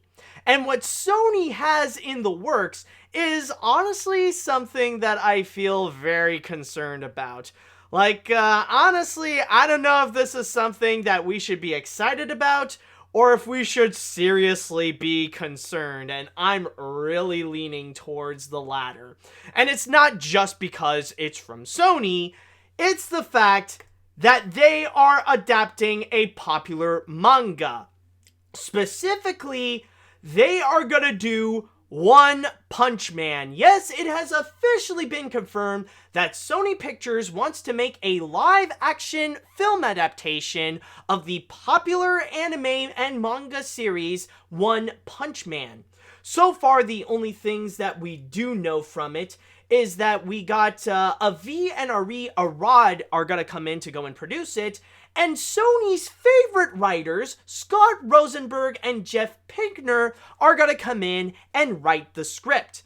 And if you guys don't know why I said that Rosenberg and Pinkner are Sony's favorite writers, it is mainly because their scripts are responsible for some of Sony's biggest recent hits. These are actually the writers of Venom, and I do believe they're also responsible for writing the script for the upcoming sequel, Let There Be Carnage. Ooh, excuse me. And also, these are the people that are responsible for writing the recent Jumanji movies, Welcome to the Jungle and The Next Level. So, of course, they would definitely love to have them work on something as big as One Punch Man. And for those of you who are not necessarily familiar with One Punch Man, I'm going to read from my source here on Variety to give you a little bit more of context of what it is. Hugely popular both in Japan and around the world, One Punch Man follows the story of Saitama, a superhero who can defeat any opponent with a single punch, but seeks to find a worthy opponent after growing bored by a lack of challenges in his fight against evil. So that's basically the big thing, is that we're gonna have a One Punch Man movie, but it's gonna be from Sony Pictures and from the writers of Venom. And by the way, yes, in this case, I will be connecting them I will be connecting them closer as the writers of Venom, more so than the writers of like Jumanji and stuff like that, because technically in this case here, considering that like it is a manga. First of all, like, it is a manga, and technically that would count as a comic book, so that would technically make this a comic book adaptation. So it's going to be something that is more similar to what they have done with Venom, or how they have handled Venom specifically. And I'm just gonna say this right now, for me personally, I am not really familiar with One Punch Man. I haven't read any of the mangas. I haven't read, or I haven't seen any of the anime. But I will say that even if I'm not familiar with it, this is still something that does make me very concerned. Like, honestly, I am a little bit worried of the fact that Sony is planning to go and make a live-action Hollywood film adaptation of something like One Punch Man. And I'm not saying this because, oh, it's Sony Pictures, they're gonna find a way to screw this up. No. It is not because it's from Sony Pictures. It's the fact that we are getting another Hollywood live-action film adaptation of a popular Japanese anime and or manga. And usually, these things do not work out well. I mean, there might be a few exceptions. I know there's gonna be a few people that might pop out of the woodworks and say, well, what about Alita? What about Alita? Yeah, there is Alita, but then there's also plenty of other examples. Remember Death Note? Remember Ghost in the Shell? Remember Dragon Ball Evolution? I don't give a crap if it's from Sony, if it's from Paramount, if it's from Netflix, if it's from Universal, if it's from Warner Brothers, or it's from Disney. I'm just gonna say right now, I just do not trust any major Hollywood studio handling a popular manga. And sometimes they can't even get it done. They can't even get the job done. They still cannot go and adapt Akira. Like, they've spent years, maybe even decades, trying to make a live-action Hollywood film adaptation of Akira, but they still cannot do it. They still cannot bring that thing to life. It ain't happening. It's just, like, honestly, that's just a sign to say that it's just not meant to be. Maybe it's just for the best. And in this case here, it's just like, I don't know, man. Considering that we are dealing with a popular manga, like, this is one of those popular animes that people are still talking about today. Like, this is gonna be one of those that is gonna be controversial. But oh wait, man. Oh wait, there's more. If that is not enough, if it's not enough that they are gonna go and make a film adaptation of One Punch Man, they gotta bring in the writers of Venom. Oh boy. Now, I'm just gonna say this. Like, I'm not gonna go and, like, bash Venom or put hate on Venom or anything like that. But I'm just gonna say this. When it comes to Venom, you don't have to watch the movie to know for a fact that it is one of the most divided movies in recent years. I know people who absolutely love Venom to the point that they want to have Venom be connected to the Marvel Cinematic Universe. And I know people who absolutely hate Venom and think that it's one of the worst, they think it's one of the worst superhero movies in recent years. People are entirely split on it. And it's just, like, the opinions are just all over the place. So with that said, the fact that you are getting the writers who made such a divided movie to go and handle One Punch Man, it brings me dread. It brings me, like, I don't know what the outcome is going to be, but I know I have a sense of dread on how it's going to be coming out. The only thing that it does confirm to me is the fact that with this, is that at best, it is going to be as divided as Venom. And again, I'm saying that at best, it is going to be completely divided, where you're going to have people that are either going to really, really love it, or you're going to have people that are really, really going to hate it. But then again, I will say that even though that is the best case scenario, honestly, it still doesn't give me optimism. It still doesn't give me hope. The fact that, again, it's the fact that it is Hollywood trying to adapt a popular manga, which they still don't know how to fully do. Now, of course, I could be completely wrong on this. I could be wrong, and maybe this could be a case where suddenly this would be one of the biggest surprises of its year, and it could turn out to be something really, really good and really worth watching for not just fans, but also non-fans to go and discover One Punch Man. That could highly be possible. I am laying that out there right now. But then again, with what we do know right now, with the fact that this is a Hollywood film adaptation of a popular manga and anime, and the fact that we are getting the writers of Venom to go and work on this, it brings me some serious doubt. I don't know. I'm just worried with how this is going to go, and there's going to be a lot of clashes and a lot of wars that are going to be happening on social media because of this. I don't know. Honestly, for me, I feel like best case scenario, this is going to be another Venom for Sony. Worst case scenario, this is going to be another 2016 Ghostbusters for Sony. That's my prediction on that. So with that said, I would like to go into the chat wall, and I want to go and immediately ask you all, what do you all think about Sony making the One Punch Man movie with the writers of Venom? And also, I want to know, especially coming from fans of One Punch Man, if you are a fan of One Punch Man, I would like to know your opinion on this. If this is something that you guys are actually excited about, or if you are dreading about, or even if you're not a fan, if you think this is going to turn out good, if you think it's going to turn out crap, let me know what you all think.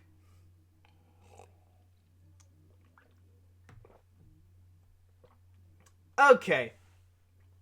Oh, and also someone added that apparently that when it comes to Jeff Pinkner, not only did he write Venom, but he is also at least one of the writers of The Amazing Spider-Man 2.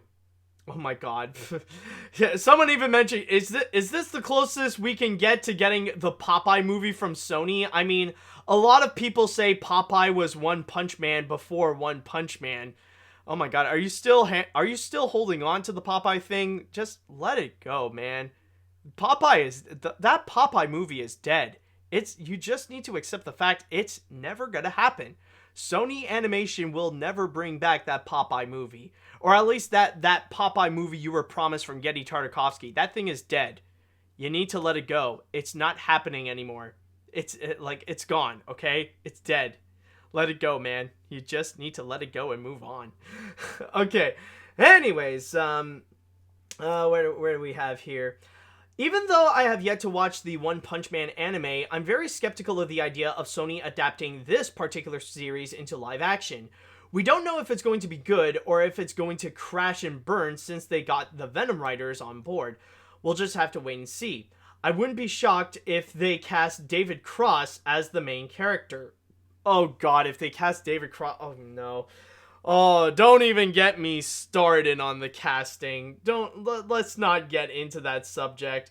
Because, even when it comes to casting for manga adaptations and stuff like that, that's already a nightmare and a half. Because that's when we're gonna go and have, controversies like whitewashing coming up. We're gonna have those discussions all over again. It's oh god.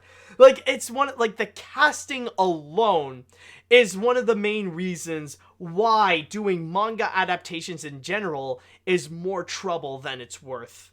Okay. Anyways, anything could happen with this one, but at the same time, I'm not excited for this one, even less than I was for Frozen, and I wasn't all that excited for Frozen to begin with. Yeah, even you can have your doubts on this. Let's see. As long as the direction and writing keeps with the spirit of One Punch Man as an affectionate parody of the superhero genre, this could be good, possibly great even. But with the writers of Venom making this movie, this could just become another Dragon Ball Evolution. Yeah. Oh god. Someone wrote down like they just picked up a manga of One Punch Man and they're like, let it die, let it shrivel up and die. Oh, come on, who's with me, huh? I mean, like, let's be honest, it's Sony Pictures. When have they not done that? Let's be real. Like, there's a lot of times they just picked up something and just went, let it die. Oh, man. Okay. Alright. Alright. I'm very unsure how to feel. I really don't know why they need movies based on animes and why they always suck, with the one or two exception like the Speed Racer movie. Yeah, I will admit, Speed Racer was not that bad. It's been a while since I've seen it, but I do remember it's one of the better movies better live action movies based on a cartoon. It's like, it's not great, and it's not the Wachowski sisters' best works, but you know, it ain't that bad. It wasn't that bad. It was actually pretty enjoyable. I'm not gonna lie. Anyways, where was that comment? As for bringing in the writers of Venom, we'll have to wait and see.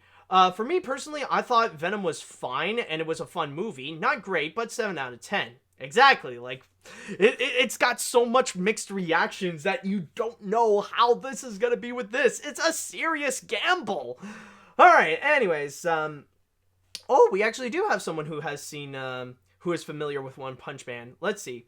I have seen season 1 of One Punch Man and enjoyed it. A live action adaptation, I could see some potential in an adaptation, and it could be an enjoyable schlockfest, but it could also be another disaster. Either way, it will be interesting to say the least. Alright, I'm gonna go and read one more comment before we're gonna jump onto the final story. I've never been familiar with One Punch Man, with my only exposure being images of the one character that looks like a superhero Caillou. But with the writers of Venom at the helm and the history of live-action movies based on animes, yeah, I think I'll pass. It may not be as cringy as Dragon Ball Evolution, but I also hope that it's not going to be as insanely overhyped for the purpose of sticking it to Brie Larson like Alita Battle Angel was.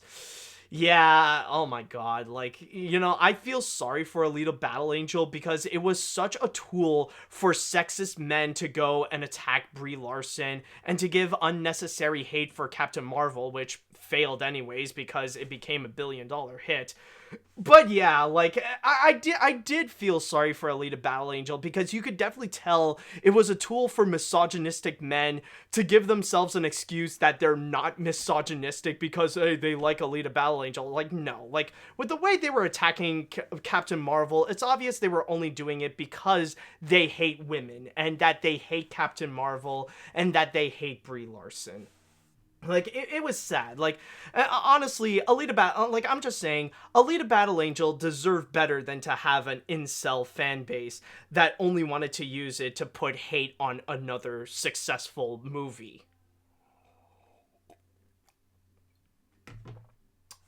Alright, and with that said right now, it is now time that we are gonna go into the grand finale. And with our final story, I would like to bring you back to a few weeks ago. And you may remember that due to the coronavirus pandemic, there have been a lot of movies that ended up getting delayed at the same time, where there was that 1 week where studios somehow decided that one day after another that they would go and take their lineup and try to shuffle things up a bit and delay their movies to either later in 2020 or in 2021 or even go as far back as 2022. And we had a lot of companies doing that. Like, we had Universal doing it, we had Paramount doing it, we had Disney doing it, and we had Sony Pictures doing it. In fact, Sony Pictures was the first one to go and do that. And after all that, after all the schedules were completely set up, after everything was fine, Sony looked at all the new schedules for the movies and they were like, yeah, you know what? I think we need to do this again. And now it is time that we actually got a round 2 of new schedules from, hold on a sec, this advertisement bar is huge. Okay, there we go. Like, good God, why is that? Like, that advertisement thing took up, like, a good chunk of the screen. It had to go away. All right, sorry about that. But yes, Sony Pictures has once again decided to go and change up their schedule for their movies from 2020 all the way up to 2022. And they have a brand new lineup right now, and some surprising changes at the same time, where there are some movies that are not only delayed, but even have moved up a bit. And a lot of it actually has to do with their animated films as well. So let's go ahead and take a look at their new schedule, which I'm going to be reading from my source here at Forbes. Which, by the way, the only one that I will say that no longer has a new release date is going to be the movie The Nightingale, which was supposed to be coming out this Christmas, but no longer has a release date anymore. So let's go ahead and get things started by looking at the new release date, starting with Connected, the upcoming animated feature from Sony, which originally was supposed to be coming out on September 18th, but now has been delayed by an entire month, where now it has been moved to October 23rd. And then we got the sequel to Escape Room, which, surprisingly enough, that is the one that has experienced the minimum of change, the least amount of change possible, where originally it was supposed to be coming out on December 30th of this year, but now it has been delayed by 2 whole days, where now it's going to be released on New Year's Day 2021. So that is barely much of a change right there. Then we also got Fatherhood, which was originally supposed to come out on October 23rd, but now that that release date has been taken by Connected, it is now going to be released on April 2nd of next year. Then after that, we got Vivo, another upcoming Sony animation film, where instead of being released on April 16th of next year, it has been delayed by a couple of months on June 4th of 2021. Then afterwards, they got their upcoming Uncharted movie. Now, this was a film that they wanted to do for a long time, and originally they had it set for October 8th of 2021, but now they decided to go and move that up a bit, so they have that be a summer blockbuster that's going to be coming out on July 16th, 2021. And then we have Hotel Transylvania 4, which that was supposed to be released during the holiday season of 2021, released on December 22nd of next year, but that actually got a major boost, and now is going to be released much earlier on August 6th of 2021. Then we also got The Man from Toronto, and the guy from Toronto that got delayed by a long shot. It was supposed to be coming out on November 20th of this year, but now it is going to be heavily delayed to September 17th of next year. And then last, but certainly not least, we got 2 major Spider-Man sequels. The one that has, these are the ones that have been pretty much in the headlines of all the major news which does cover this. Like, whenever there is a news source that would discuss this, they would go and heavily highlight the Spider-Man films. First of all, we got the sequel to Spider-Man Far From Home, or more specifically, the 3rd Marvel Cinematic Universe Spider-Man movie, which was originally supposed to be scheduled for July 16th, but considering that now that has been taken by Uncharted, that has been delayed to November 5th of that year. And then finally, we got the sequel to Spider-Man Into the Spider-Verse, the most anticipated Sony Pictures animation movie, of course, which that ended up getting heavily delayed, which other than the Man from sorry about that. Other than Man from Toronto, this is the one that experienced the biggest delay, where it went from April 8th, 2022, and now that has been pushed back to half a year to October 7th, 2022. So that's pretty much all the changes that Sony has done for their movies. So now let's go ahead and try to go one by one into the changes. Like, what are some of the big significant changes that we have seen so far?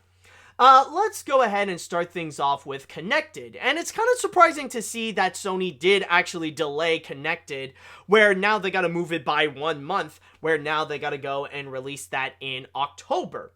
Well, the thing is, it is pretty understandable why they got to delay Connected, because right now, September is starting to be clogging up into a place where now it is pretty heavy in terms of the big movies that are going to be released, because now there's going to be a lot of movies right now that can easily go and overshadow Connected, because we got films like A Quiet Place 2 and Candyman, which technically during that time they were supposed to be released like months ago, but now that is going to be released, that's going to be getting a lot of attention instead of Connected. So from there, of course, they got to go and delay Connected to October 23rd, because that seems to be a release date that Sony Pictures always has. Like, that's one that Sony Pictures has reserved for a long time as something that they would have a big movie to be released there. Like, their big movie will be released for that time, and I guess now it's going to be occupied by Connected.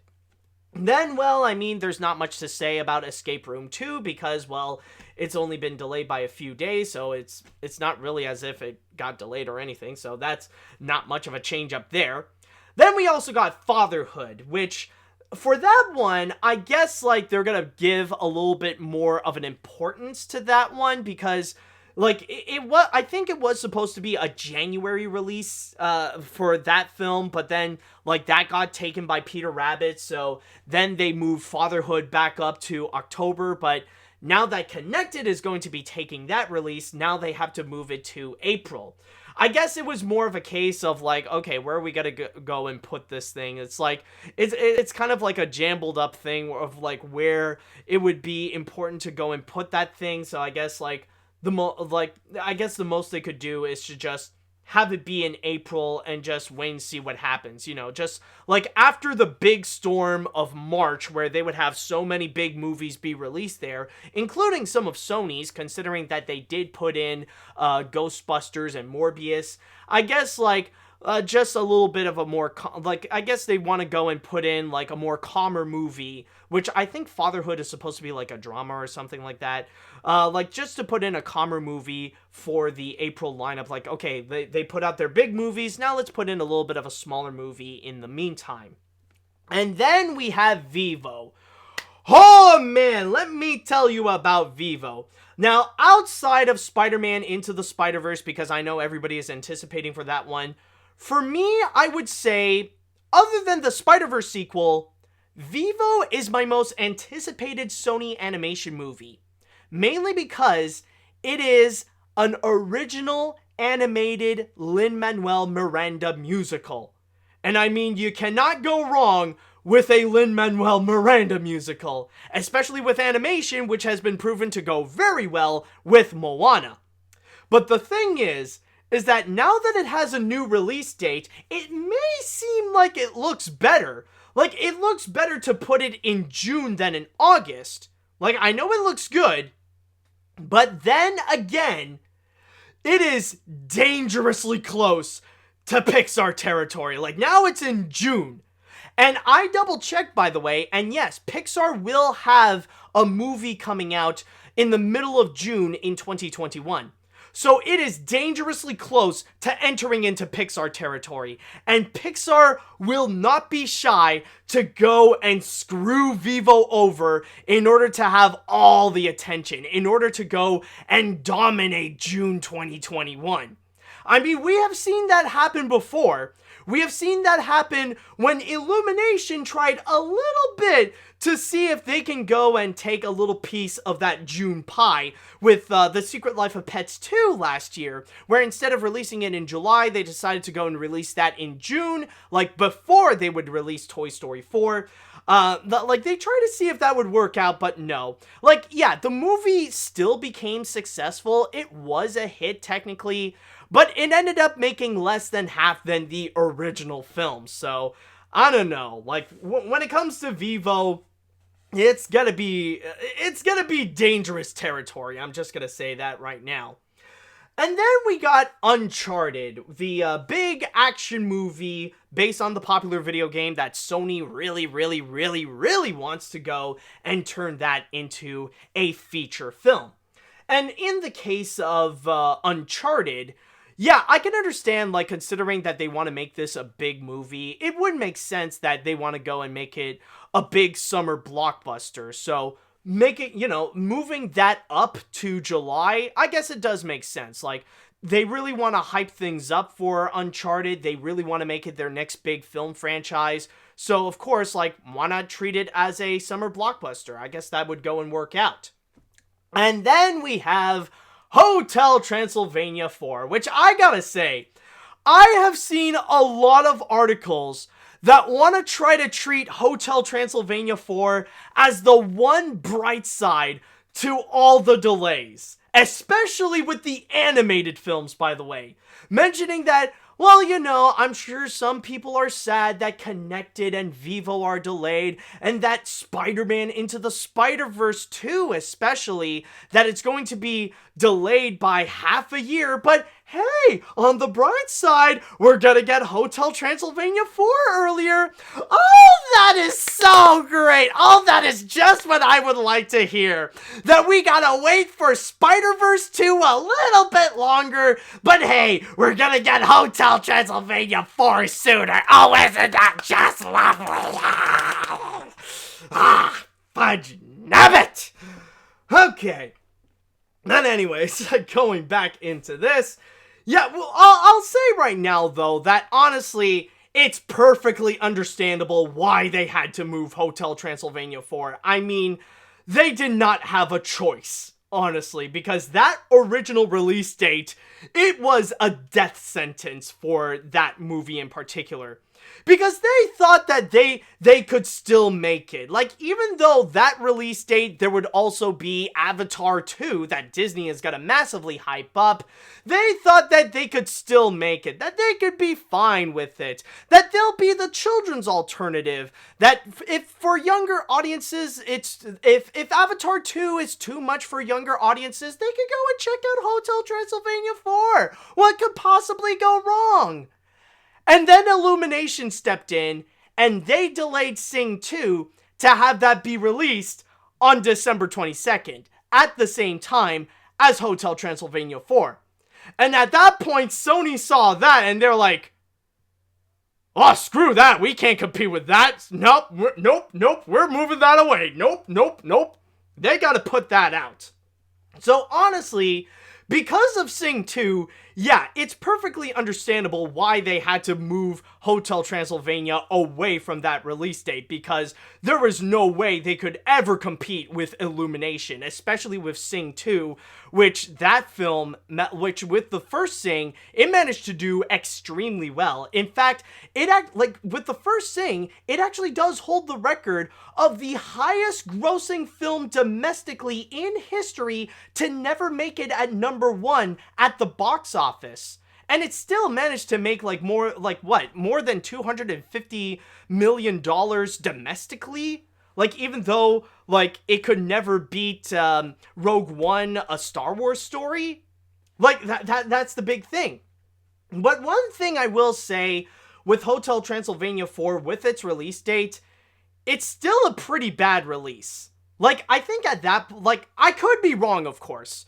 Because the thing is, of course, it's Hotel Transylvania, and it requires the minimum amount of effort for people to go and be convinced to go and check it out because, well, it's Hotel Transylvania, it's funny cartoons, and it's Adam Sandler, so okay, let's go and check it out.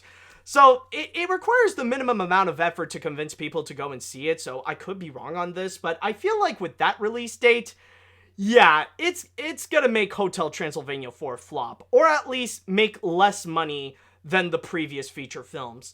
And the reason why I say that, it's mainly because, like, it's gonna be at the end of summer 2021. It will be at August.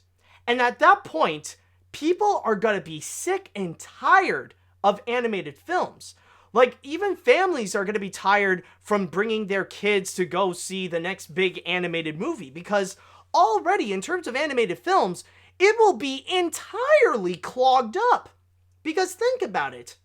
In June, in June of 2021, it's enough that we already got one Sony animation film with Vivo, but then a couple of weeks later, we're gonna get the next Pixar film. And then a couple of weeks after that, we're gonna get Minions Rise of Gru. And then a couple of weeks after that, we're gonna get Space Jam 2.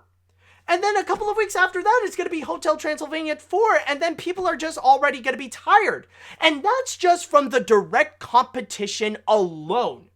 That's just only with the animated films that is considered a direct competitor with Hotel Transylvania 4. Like, this does not include all the other summer blockbusters that are going to be bombarding that summer. And not to mention that there'll probably be more summer movies that are going to completely overshadow Hotel Transylvania 4 during August. So my point is, if franchise fatigue is not going to kill Hotel Transylvania 4, then summer fatigue will definitely do it.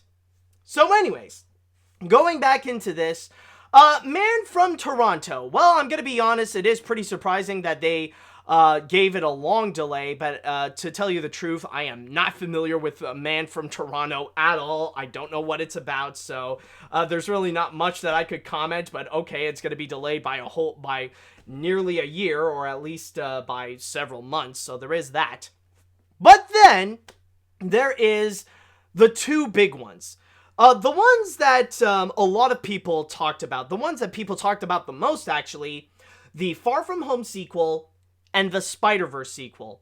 In fact, I will say, when I first heard about this, I thought it was only about Spider-Verse and maybe about the Far From Home sequel, because those are the only ones that people talk about. Even with this Forbes article right over here, they only mentioned, like, this Forbes article literally only states Spider-Man 3 and Spider-Man Into the Spider-Verse 2 get new release dates. And that's it. No other mentions about the other release dates that have been changed by Sony Pictures. So honestly, like, it was kind of a surprise to me to find that, okay, well, they delayed Spider-Verse 2. And then I suddenly saw, oh wait, no, they delayed a lot of stuff, or at least they changed a lot of stuff. So, a lot of people are going to be very disappointed of the fact that not only the Far From Home sequel, but especially the Spider-Verse sequel has been delayed.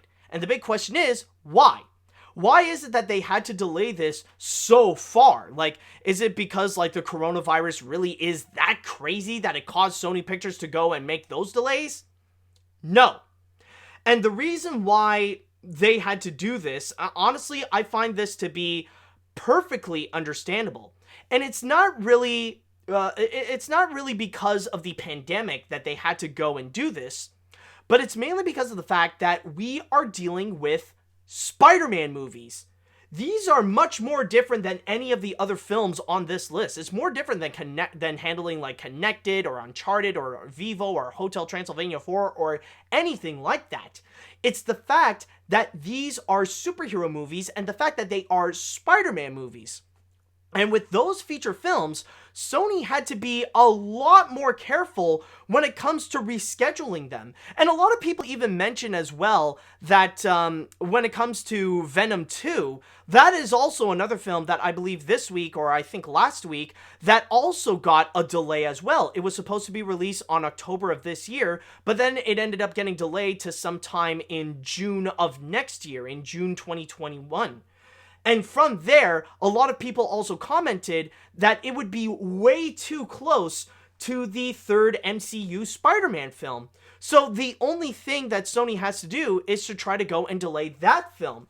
And not only that, it's not only trying to coordinate with Sony's other Marvel Spider-Man movies that they want to go and make for their own cinematic universe, but also they have to coordinate with other superhero movies at the same time, with what DC has in store and also with what Marvel has in store, especially with Marvel, considering that this especially with the Far From Home sequel, that is still a part of the MCU. So they still have to go and follow with the plan. They still have to go and follow with the phase, which is why they have to make sure with where they are right now, they got to make sure that they do have to go and coordinate with the other movies that they have coming up. That they have to make sure that there's not one superhero movie that would overlap another, especially when it comes to the Marvel films, that they want to make sure that everything is entirely calculated and not one is like overlapping another, or that one is too close to another where they would end up competing each other at the box office. That's the last thing that they want to go and have. So they have to make sure that they have to coordinate this in an orderly fashion in a way that it would make sense. So it's not only for, like, when it comes to the Far From Home sequel, it's not only that they have to go further away from Sony's own Spider-Man movies, but it's also to make sure that they could keep itself in line with the other Marvel Cinematic Universe movies so that it does fit with the bigger story, with the bigger picture, with the story of the cinematic universe as well, on top of its own story that it wants to go and tell. So that's the big thing with the Far From Home sequel. And as with the Spider-Verse sequel, well, it is pretty understandable because you could correct me if I'm wrong on this one, but I believe it's with the Doctor Strange sequel that ended up getting moved up to March of 2022. It ended up getting a little too close to Spider-Verse. So Sony would rather want to play safe than sorry, and technically with this, it does count as a superhero film, even though it's not connected to the Marvel Cinematic Universe, or if it's not a DC film, or even if that is not connected to its own cinematic universe with Venom and Morbius and all that kind of stuff. They don't want to go and have another superhero movie and end up overshadowing that one in particular. So they rather want to play it safe and have it be released in the beginning of October, considering that they had good luck before, hoping that they could find the same financial success as Venom. So that's kind of the big thing with it. Yeah, it's going to be a longer delay, but it's for the best to make sure that Spider-Man Into the Spider-Verse 2 is in a safe spot where it doesn't have to go and interfere with any of the other superhero movies, and at least with the fact that it's in a release date that is like really, really far, at least now other superhero movies have to go and work around Spider-Verse with that October release date. So that's the big plan that they have to do, and I completely understand that for Sony Pictures, that the toughest one to coordinate and to find new release dates is with those Spider-Man movies. And hopefully this will pay off. That, yeah, it does suck that they have been delayed for months, but maybe it could be for the best to work with other superhero movies and to give filmmakers more time to polish their work, to make sure that they can make them the best that they could be. So yeah, that's pretty much the entire lineup that we have here. That is all the delays and the change-ups that we've seen from Sony Pictures so far. And keep in mind as well, there is a strong possibility that this could only be temporary. You never know if Sony Pictures might end up moving things up again, that if they might end up moving up Connected or Vivo or Uncharted or Hotel Transylvania 4, or maybe change Spider-Verse 2 again. This could be only temporary. We never know how the future is going to be. I mean, we thought it was only a few weeks ago that Sony put up Uncharted on October 8th, but then decided to change their mind and put it up on July 16th. So the thing is that take this with a grain of salt, because you never know if they could end up changing things up again. So I'm just laying that out there. So, with that said, I would like to go into the chat wall, and I would like to go and ask you all, How do you feel about this schedule change from Sony Pictures? Are there some that you're more excited about? Are there some that you're more disappointed about? Let me know what you all think of this.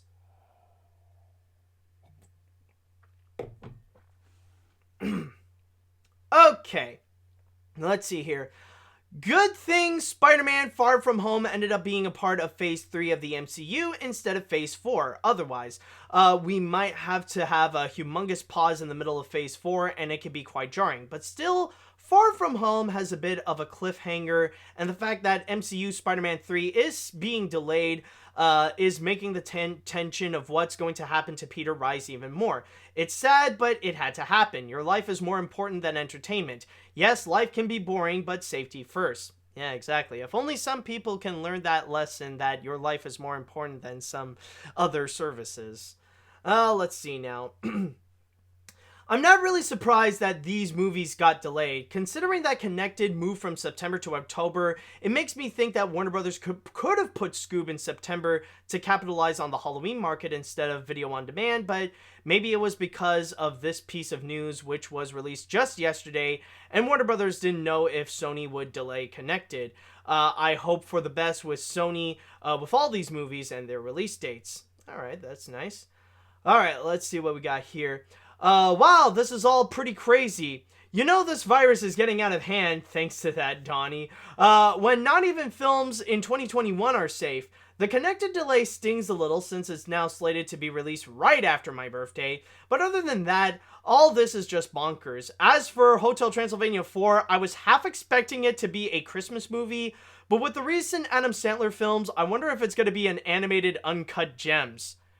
Oh, if they could switch the direction, if they no longer make it more of a cartoon and make it more serious, honestly, I could probably be down for it. If we could have, turn Hotel Transylvania, reject that cartoon nonsense, which they don't even know what to do in the first place. It's already cheap it's already cheap. It's already deplorable.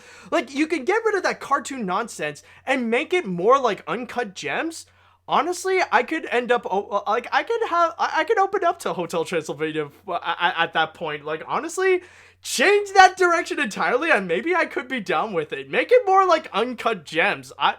Honestly, that would definitely help Hotel Transylvania. You might be onto something. Please, actually, that would be great. Sony, keep note. Make Hotel Transylvania more like Uncut Gems. Make it more of a serious drama. Make it R-rated even. I would totally be down for that. I would totally become a Hotel Transylvania fan if you would go into the Uncut Gems direction.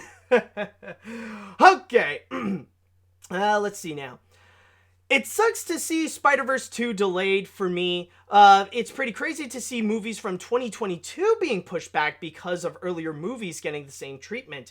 It's also crazy for me to think that the sequel will come out when I'm a sophomore in college, when the first movie came out when I was a sophomore in high school. But maybe the 6-month delay will mean the crew can make the movie bigger and better.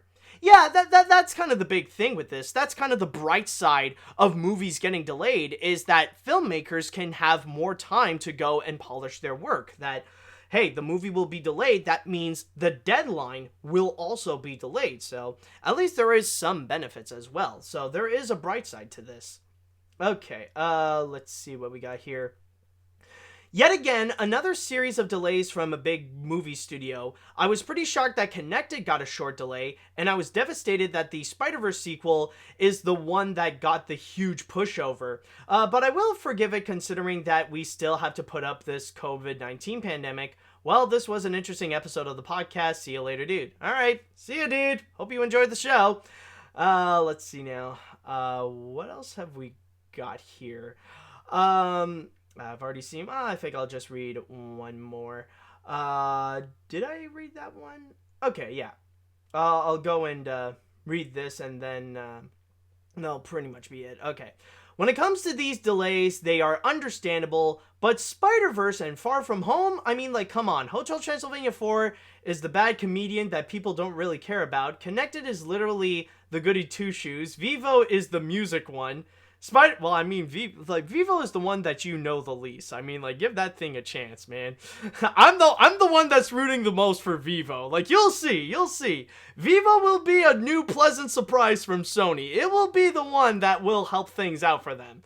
Anyways, Spider-Man, come on, Sony, be smart. And don't forget about the drama you had with Disney. Well, I mean, yeah, but I mean, what, like, especially during these times, you never know what happens. And with that said, I would like to go and conclude this episode of AniMat's Crazy Cartoon Cast. Well, it's been quite a crazy journey, I must say. Had a little bit of technical difficulties, but hey, we managed to go around that. It's been quite a very fascinating and quite a crazy episode that we had. But hopefully the madness will continue for next week with more fascinating stories. So with all that said, I would like to say thank you all so much for watching and thank you all so much for listening.